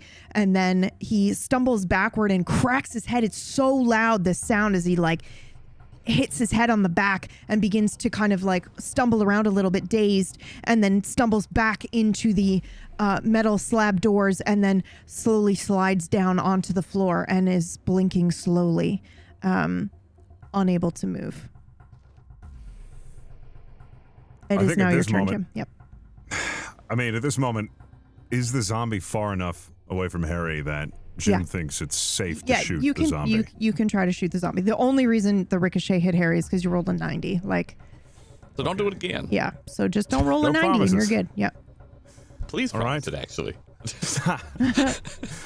Yeah, I think I'll shoot the zombie. Yeah. The one that's left, I'll use Nerves of Steel and go for another headshot. Go for a mind headshot. Okay. I'm going to go for a burn on that one, and I will take a minor burn condition. Nocturnal Messages. Oh, that one again. You keep getting that one. You have this one, yeah. Oh my god, this is great. Okay. So what we'll do is you've got some, but now I'm going to also give you some, I think, which I will do at the end of his session. So for those listening, he rolled your dreams, now intense, also mean something. The narrator may give them to you, or you may invent your own, their meaning to surface later. This is one he already has, so I think we're just going to up the intensity of your dreams at the moment.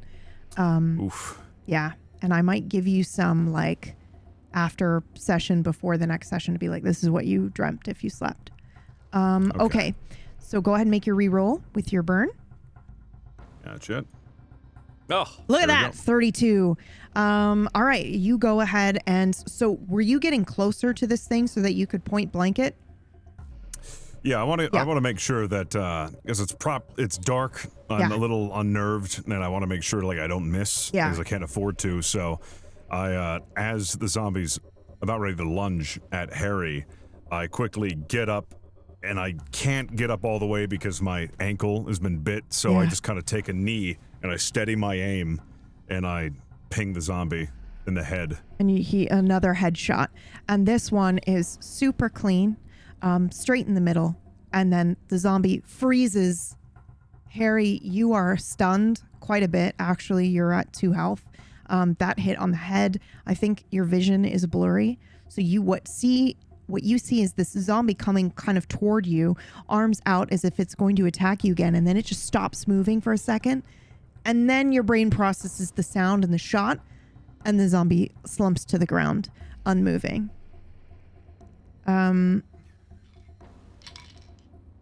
There is still the third door banging. But the radio has not made another broadcast at the moment. What do you do? So, I'm going to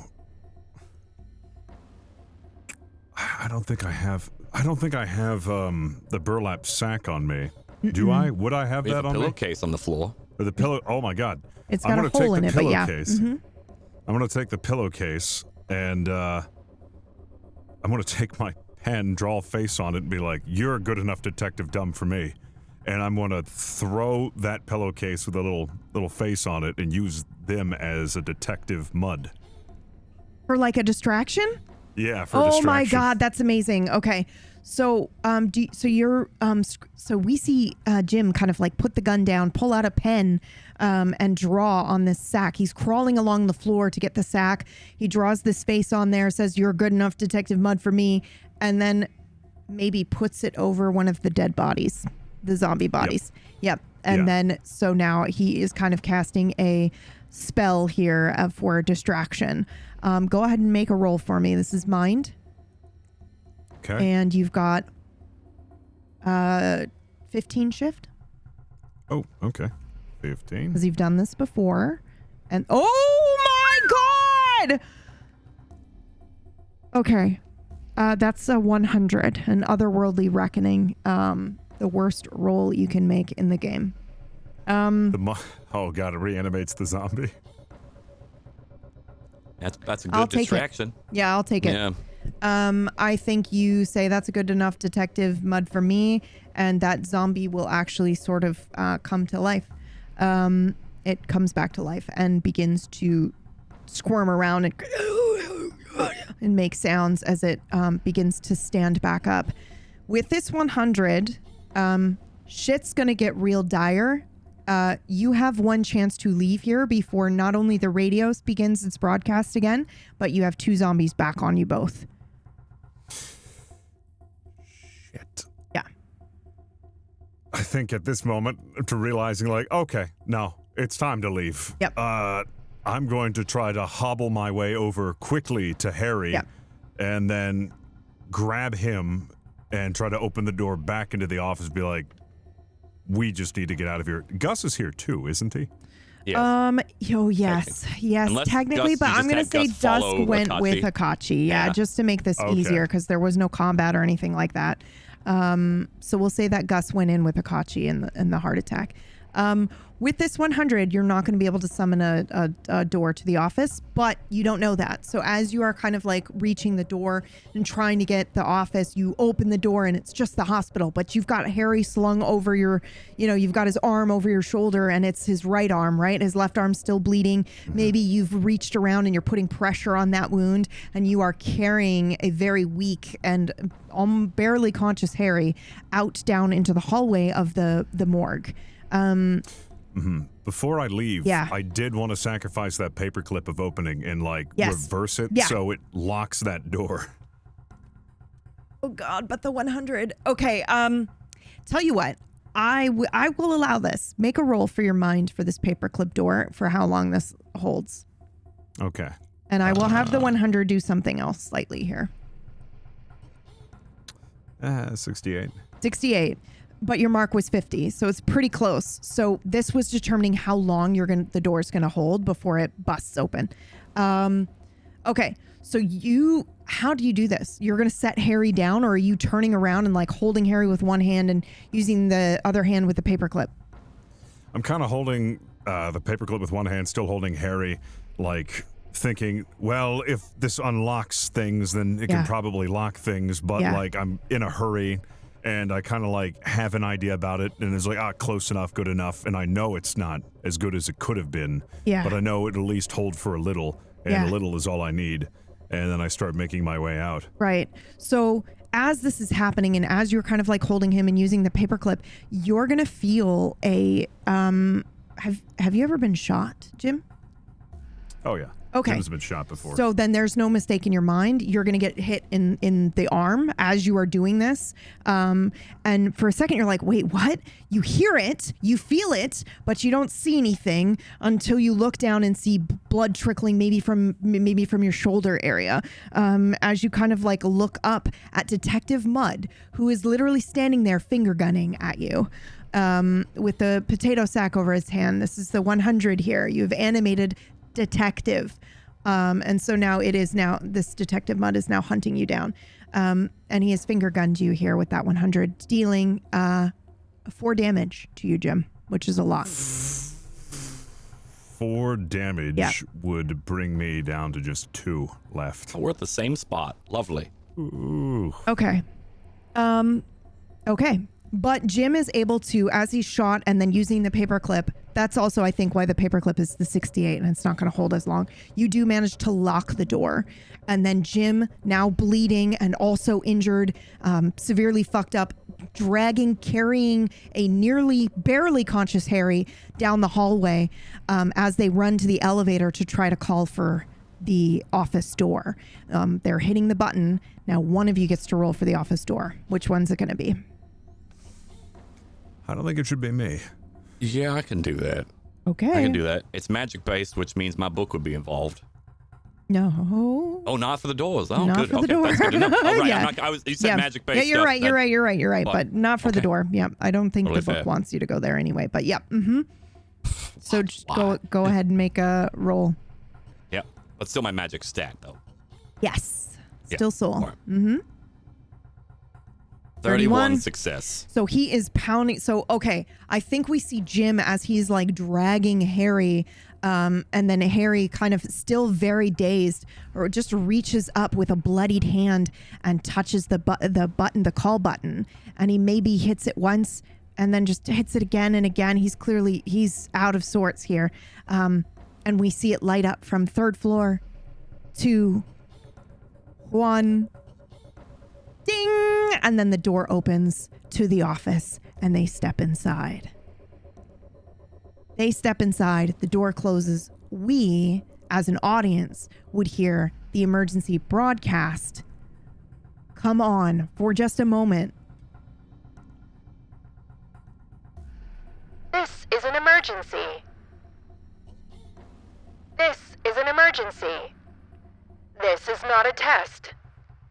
This is not a test. Do not cooperate with unidentified officials. All is well in the morgue. And then we will hear we'll hear one thud, implying one of these zombies has fallen, the other has not. And then now we're in the office. I just like fall on my face. I think both of us are collapsed. Yeah. Has any Holy time crap. passed for me? Am I still having a heart attack? Let's go ahead and let's go back in time a little bit, right? They come into the office. So Akachi, it's you. You're coming in. Well, actually, you know what? I'm kidding. Let me put that music back on because it's intense. You think you're having a heart attack. You are having a heart attack. You're feeling like you're having a heart attack. You burst into the office and with Gus not too far behind you.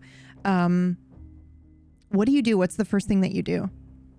I think I basically face planted into the office and I'm dragging myself away from the door, trying to breathe as deep as I can, but every breath is shallow as I'm clutching my left arm to my chest and just go, hold up. Oh, whoa. What's going on? What's happening to you? Are you okay? And I think I have like a moment where I think I'm having like my life flash before my eyes. But I think I very quickly realized that's not the case because it seems to be one specific moment. Back in, was it 1988? Is that where we went to the first time? Yes. In that convenience store. And then I say, my pocket. Left pocket. Okay. And I'm searching your left pocket. What do I find? I don't know what we decided on. Did we say there was Zots? The sour candy? Yeah. That's right. Yes, You see it's like a handful of Zots in my pocket. Okay. What do you want me to do with this? What is this? Unwrap what? Okay. And I'm immediately unwrapping one. What am I doing with it, Akachi? Mouth. And I'll open my mouth. And I'll pop one into your mouth there. I would like to do some magic about this. Yeah, let's go. Okay, what are you doing? From what I understand, Zots are a sour candy. Yeah. when it kind of cause candy's essentially sour candy basically has like different acids, usually citric, that give like a burning sensation of sorts in your mouth. So this thing kind of can contain a source of pain. I want to see if I can move this pain up from my chest, from my arm, into my mouth, into this candy. Oh my God. This is okay. This is transference magic. This is beautiful. This is Akachi's bread and butter. This is how you use magic. Okay. Okay. Yes, I will allow this. So what are your 3 things that you're trying to use other than, your 2 other things other than the candy itself? You're transferring to the candy. I can give you a hint if you would like. Yes, please. The shirt you're wearing, I survived. Just pat your shirt. Oh, yes. Yep. Yeah. Yep. I think I'm like clutching the shirt like right on over the my heart on the part where it says this. I survived. Yep. Just grab that. Yeah. That's like I survived. You've got the candy. One other thing. It can be that Alder is helping you, but if you can think of one that you use, I'll give you 20 instead of the normal 15. What if I do something? Okay, so I have a question about spellcasting, I guess. Yeah. Is this to give me shifts, or is it for me to do this at all? This is to give you shifts to help, Okay. which I guess lets you do it at all. Sort of. Or I guess how successful it will be. But I think as I have this flashback, I was going to say flashbacks, but I think it's flashback to this specific moment in the convenience store. I think we flash back to everyone picking something to buy, and a Catsi in the background kind of like looking out into the middle distance at nothing in particular, brows furrowed, and then with like unfocused eyes they say, I'll take some sour candy. And I think in that moment they weren't sure why, but as that memory is replaying, they remember that in that moment they had a premonition, as I'll use twin state ability to use my 32 to make this automatic success, 32 under 45, as I remember now this life or death situation that I saw this happen. Okay. So, in the convenience store. But that's a Kenna's ability, right? No. Oh. So that's my ability. Kenna's ability perfect. is the other one. Okay, that works. I That's won't fine. say it. Yeah, but yes, don't say it. Don't say it. Okay, this is good. Yeah. This is good. This is good. Okay. Quick question for you. Yes. Is this from you or is this from your book? Because you also have a cookbook now as well. Yeah. I don't have it on me right now. Okay, then It it's wasn't from one you. of my Yep. items, so it's Then from it's me. from you. Okay. Whew. Okay, so that's your 3 and then Alder. So you're going to get the 20 as promised. So with the way premonition rolls, at the beginning of each session, you roll a 1d100, and I already rolled it. I know. So it's 32, So which is under my I 45 already. I still want you to roll because To you roll it? could Okay. succeed and then not want to waste this. Okay, that's Yeah. fair. Okay. Yeah. Okay, so And should I that's me being reword that then? super Because fair. it says once per session before you roll. Oh, then never Specifically mind. says before Then it, never yeah. mind. We Okay, don't. yeah. Then we don't do that. Yep. Okay, that makes Yeah. more sense anyway. Pass PB. Well heard done. Okay. Yeah, there you go. Yeah, premonition. At the beginning of each session, roll a D100 and record the result once per session. Before a roll is made, you may replace that roll with your recorded result. You must accept the outcome. So no burning. That's what that means. Okay, go for it. And that was You a see, as you- 32. 32, yeah. Perfect. So you see, as you plop this Zot's candy in my mouth, I think I grab my shirt and almost like make a circular motion, rubbing across it, and then slowly rubbing that up and up my throat, up my jaw, and then into my mouth, and slowly I start to get the feeling back in my left arm, the pain. I feel the pain like starts shifting upwards until it's located in the sour candy in my mouth. And I'm watching you do and- this, and then at some point I like turn you over, and I'm like, now spit it out. And I'm I cough it out. and we'll see this Zot's candy on the carpet, smoking, steaming, with I think you magic. see these cracks of gold, this kind of signature of Akachi's magic, this kintsugi of gold cracking into it as it contains this. Oh, that's fantastic! Heart Wow. attack. Okay, then as you're doing that, you're coughing. I need you to actually roll me a 1d4. This is how much damage you took, because it would have been one damage per round. Kind of like running from the initial damage and then running. So we're just going to leave it up to chance with a 1d4. 2 damage you took with that initial pain grab and then the arm. But you managed to spit that out. And now roll me another D4. Oh, 4. This Zots, I don't know how you know this, but you know that the Zots, if you give that to someone, that has 4 damage that they will take if they have that Zots in their mouth. Oh, okay. You now have a brutal Zot. Yeah. As a magical item. Holy shit. Okay, and then I call it a heart stopper. Heart stopper is so good.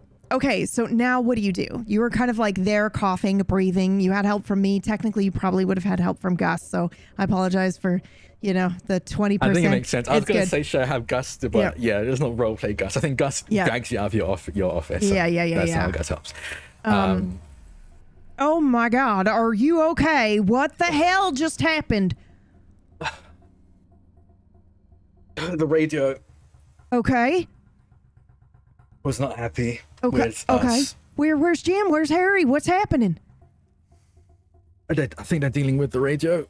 The radio, I think, Okay. gave me a heart attack. Okay. That's horrifying. Are they okay? Do we need to go help? I don't know. I don't know. Okay. I'm here. Are you all right? Do you want some water? Okay. I'd love some okay. water. Okay. And you see me stand up and go get a glass of water, and I'm rushing back, and I get down on my knees and I hand you that water. I help you sit up, and I'll help you drink the water here, and then okay. I might need you to stay here with Gus, and I'm gonna go check on the boys. Okay, make sure they don't need my help. Okay. And I get up from my knees, and as I am walking through towards the door, that is when we hear the wooden crash of the door opening and Jim and Harry tumbling inside. Hold it! I need your help! Oh my God! What, are you okay? What happened? Oh, it's a lot to explain. We need help now. Harry's not in a good way. Oh my God. Okay. Get to him first. Set him down. Oh, geez, you look terrible, both of you. Don't worry about me. Just help him. Okay. Harry, what is going on? What do you look like? I know you've got but describe it for those listening again. Yeah, so I've got a gunshot wound in like my upper bicep, my left arm. Shoulder was a different role. I had as one of my options. So it wasn't actually in the shoulder. It would have been in like the bicep. Yeah. Still very bad and nice and bleedy. I've got a neck wound from a bite. Probably it wouldn't have been jugular because I'm alive, but it definitely was like off on the side and a good tear from it. I've got more superficial scratches on my chest, but the shove that came with it is what your head into the is wall, bleeding profusely, and it's right? a head Yeah. wound, Okay. Head wounds are like the finger wounds for those that have never had them. They bleed a lot. Yeah. But it's not always a life-threatening bleed. Yeah. It's just like it just has as long this as you're not trickle losing that won't. too much blood. Yeah. Yeah, it's a trickle that won't stop. Even if it's a minor, it can look a lot worse than it is. With everything, it's really bad, but it looks way worse. I've probably gotten a little more conscious now after I've been moving. I'm not. You're definitely in a concussed. good way. I'm not like concussed. Coherent as all hell, but yeah, I've probably got a minor concussion. So like, you might see me drift a little here and there, and kind of trying to like shake myself awake. Yeah. You need to sluggish. stay awake. Yeah, for sure. It's just kind of so I definitely look pale. And there'd probably be like on my neck, there's like wisps of green where I was using the magic to give health to the book after it kept me alive. Probably all the wounds have a very slight wisp of green to them from the book keeping me alive, because without the book, I would be dead with all these wounds.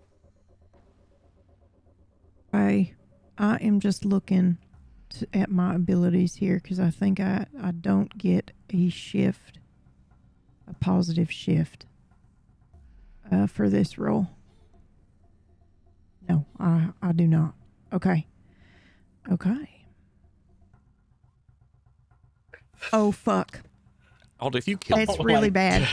Oh my. So I had Harry can't catch a break. Yep. So I had a 50-50 shot, just so y'all know. I wasn't allowed to take any positive shifts for this particular role. I'm not going to tell you the details.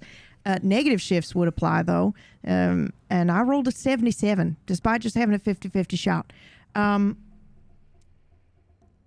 Shit. Okay. Harry, roll me a 1d4. Sure. You die. A 1. 1. As I walk to approach you, I think your book does that thing where and it sparks and will actually stop me from getting close to you, and I take 1 damage as I'm like flung backwards and I'm prevented from getting close to you to help you. What the fuck, Harry? Hold her! What the hell? Whoa. Damn book. I'm trying to help you, son of a bitch. Will you please let me get close? That's not really conscious. I think this book is terrified of me dying on account of me almost dying. What do you mean the book is terrified? Well, who cares what the book thinks? I'm trying to help you. We're bound together. That was the pact I told you about. If I die, it dies. Okay. All right. Well, that's something to worry about for another time, I guess. And I look at both Jim and Akachi and Gus like, what the fuck happened here? Give me some bandages. Or That's still rubbing my chest to go. aspirin or something. I don't fucking Oh know. my long God. story. Okay. Shit, Harry. I can't do anything if I can't get close to you. Yeah, just give me bandages. It's something. I don't think bandages are going to help you, Harry. And I'm Stop the bleeding in my arm. okay. Okay. I will grab maybe a blanket that I have in my office, and I run back out and I toss it at you. You've got a blanket, but I can't use magic, and I don't have like a fucking first aid kit because this is a magical office. But Probably a then first I aid. will. That'd be silly. Yeah, I will turn to Jim and I will begin to assist Jim here. Jim, I can have my shift. All right, so Jim, what do you look like? Because you're also severely fucked up as well, right? Yeah, you can see that there's blood dripping out of my ankle. So like that, like I've got a big chunk of flesh that's just been clean bitten off, and a gunshot wound to the shoulder, and I just look roughed up and just I've been losing blood, and I haven't realized how much I've lost, but I'm starting to kind of feel like, oh, it's been enough to where like I need to stop this. Okay. All right. Jim, I come over. I'll get down on my knees as well. Akachi, I'm going to need your help here. Yeah. I need you to do the thing that you were doing, but I just want you to take a little bit and bring it to me. Can you do that? Trust me, it'll be fine, but I need you to take some of that injury and push it towards me. Okay. Yeah. Okay. There's got to be another way. Just stop the bleeding. I don't want you to do that. Stop, Jim. You're really fucked up. Okay, go ahead and make your roll, Akachi. You can have a 10 shift. I would like more shifts because this is okay. a quite literal thing about shifting life. Yeah. I'll go to the door, the everything door, and I want to open up to a nurse's office. I'm sorry, you want to open up to what? A nurse's office. Oh, okay. Oh my God. Yes! Yay! Probably don't need first aid. Yeah, that's perfect. Okay. All right. Go ahead and roll then. Make your roll. You can still have your 10 shift. That's crazy. Do you have a nurse's office in mind? Maybe someone is. I think it's one of the nurse offices we walked past, Yeah. literally in the. Oh, perfect. I think it's gonna be Okay. like a replica of Yeah. what we just saw. Yeah, And I think yeah. I'm literally wearing the attire right now. Yes, you are. I look like I am anyway. Yeah. So I'll pull the door and hope it opens to a nurse's office. It's another 10 shift. Let's see. A 4 success. Okay. Amazing. 4 success. Okay. You open to the nurse's station, and then what do? Do you just like, do you point to me like, hey, there's a nurse's station? Okay. I grab like bandages. I basically grab like what a nurse would need to not heal this, but wrap this up. I grab bandages, probably some like painkillers, all of that kind of stuff. Grab it, and I'll basically start tending to Jim as I'm casting this, so I can use these as what's it called, as components essentially. This bandage, I guess. I would say the bandages I use as a component to wrap Fist's arm. Well, no, ankle. You got a big ankle. I wrap Fist. I'll wrap Jim's ankle with this bandage as I'm transferring some of the injury to Older. Okay, perfect. So I don't know if I have this yet in the little diagram that, or in any of the PDF that I made for you guys, but I have the chart here. So at 2, it's barely conscious. Another hit is going to kill you. So you're like on death's door here. It's not just a very surface level injury here. Around 5, serious injury, pain is impossible to ignore. Just to give you an idea of kind of like what the scale is here. Okay. So Akachi, you open the door, you're bringing Jim in, and then what are you doing as you do the transfer here? I'm basically tending to the wounds like a nurse would. Okay. So you're not doing any magic to transference. I am doing the magic. Oh, you are. Okay, but you're doing part of the ritual is the mundane got it. bit. The okay, got it. mundanity is part of the components, basically. Got it. So then you make your roll with your 15 shift.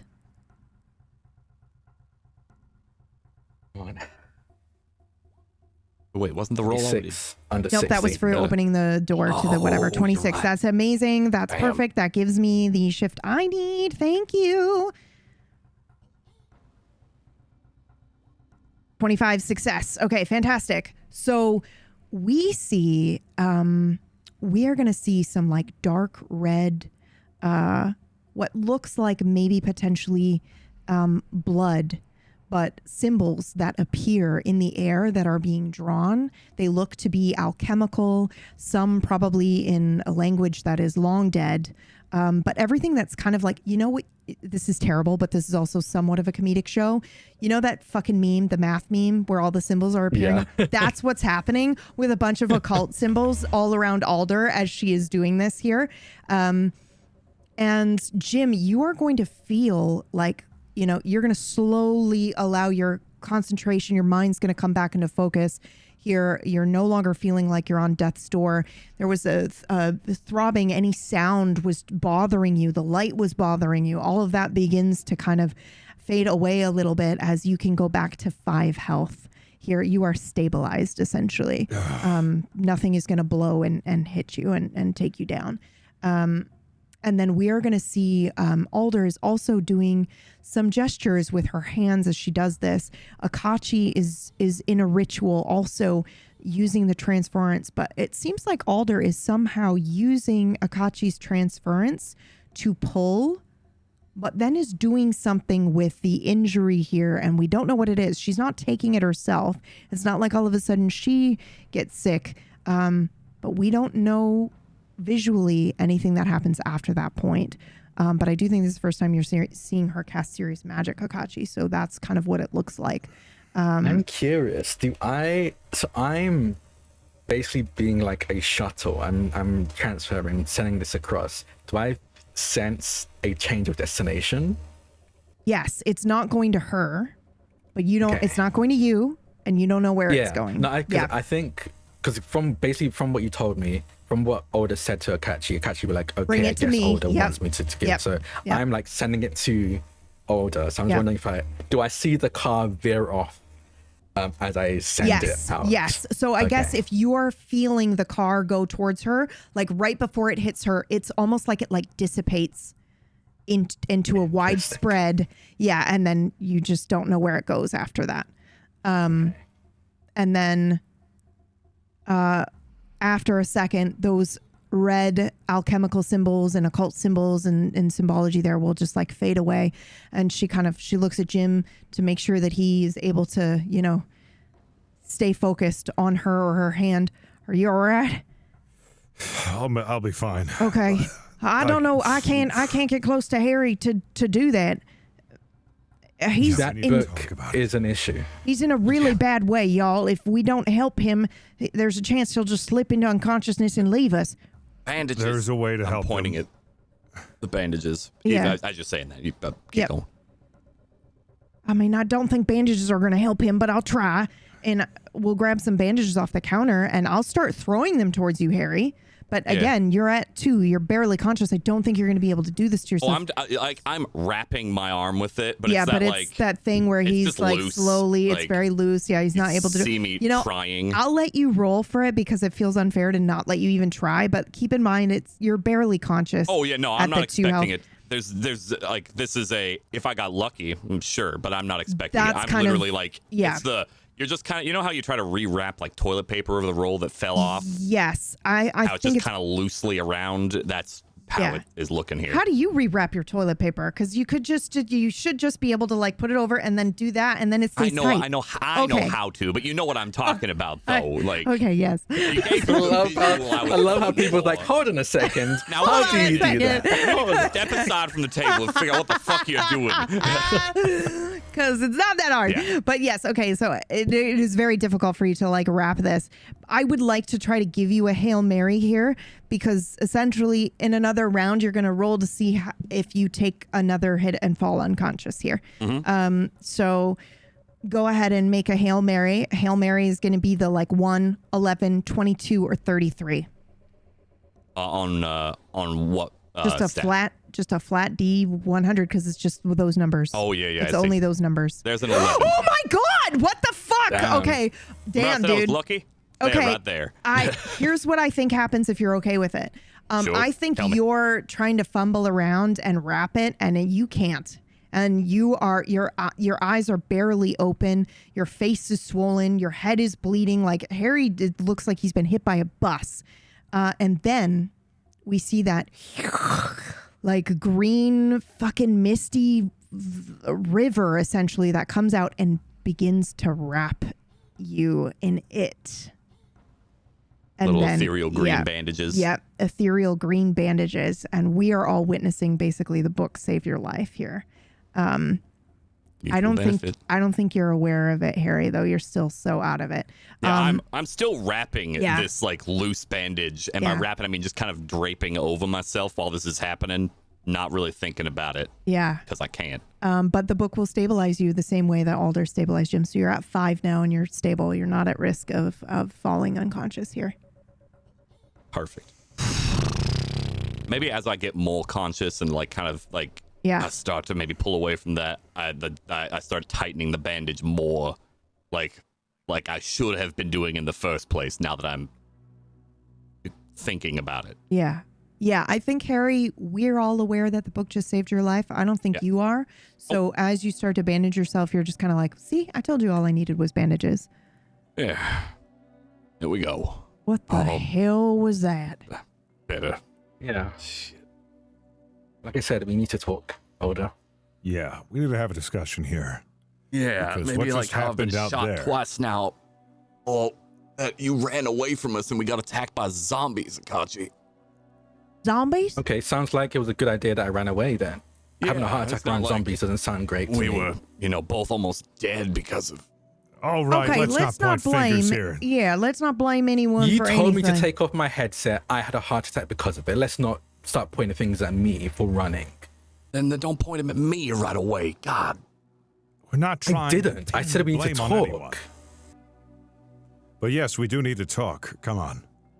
Let's have a serious discussion here. Let's not get bogged down on who we think caused us to have that. I apologize. I'm kind of in a way. I apologize. I get it. There's some things that we need to address, though. Specifically with that book. Yeah. What sort of pact did you make with that thing? I saw you roll the die and they get embedded into the front of that cover. No, what exactly? I told you what the pact was. When the day of, the Mark almost got it. No, that was different.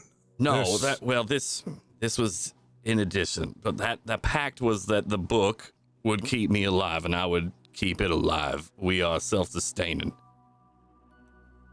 So that So- book. So where does the luck skimming come into play?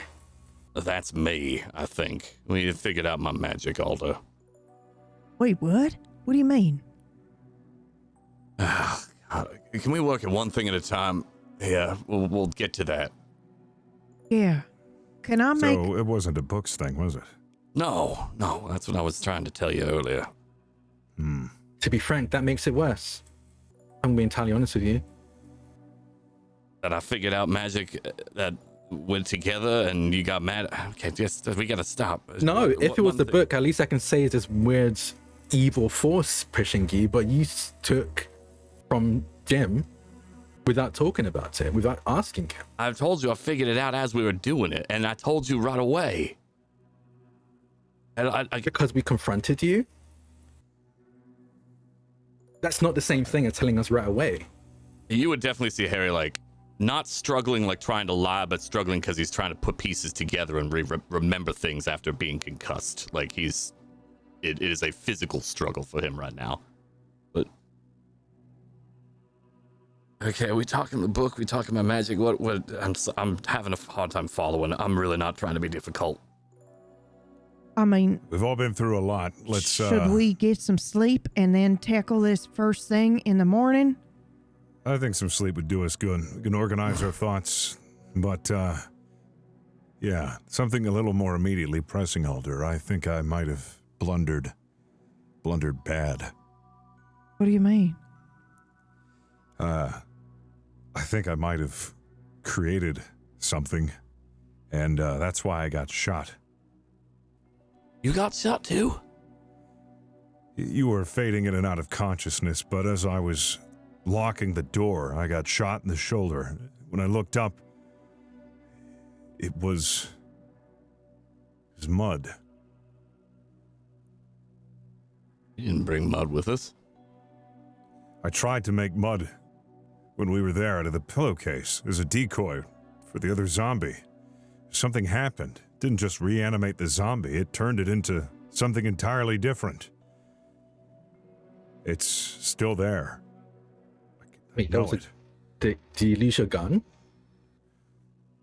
It's like strange because it's a detective, you know? So I would have guessed that it's equipped with all the things that a detective would be equipped with, but it's mud. It's not just an inanimate sack anymore, it's a real entity. And I don't think it's working. I don't think it's good either. I mean, you could see, it shot me. Okay. You made a homunculus? Oh, we call them problems, but is that That's another word like, for problem? That's like a thing that you give life to, like a Frankenstein, or like like a golem as well. Something that you breathe your magic into. Like it had. I'm sorry. Could you maybe tell me a little bit more about how you did this? What was your intent with the spell? I mean, you wanted to do the decoy and the detective mud, but used a sack in what? It's just a zombie sack? corpse. Oh. What? Oh, Oh, that's no. probably bad, right? Oh, that's real bad. That's...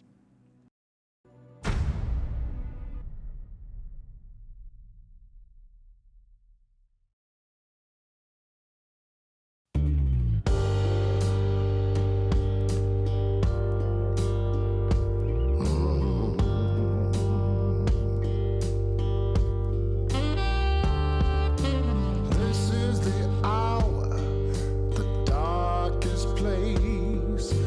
Dante's Inferno, the devil's maze. It's a good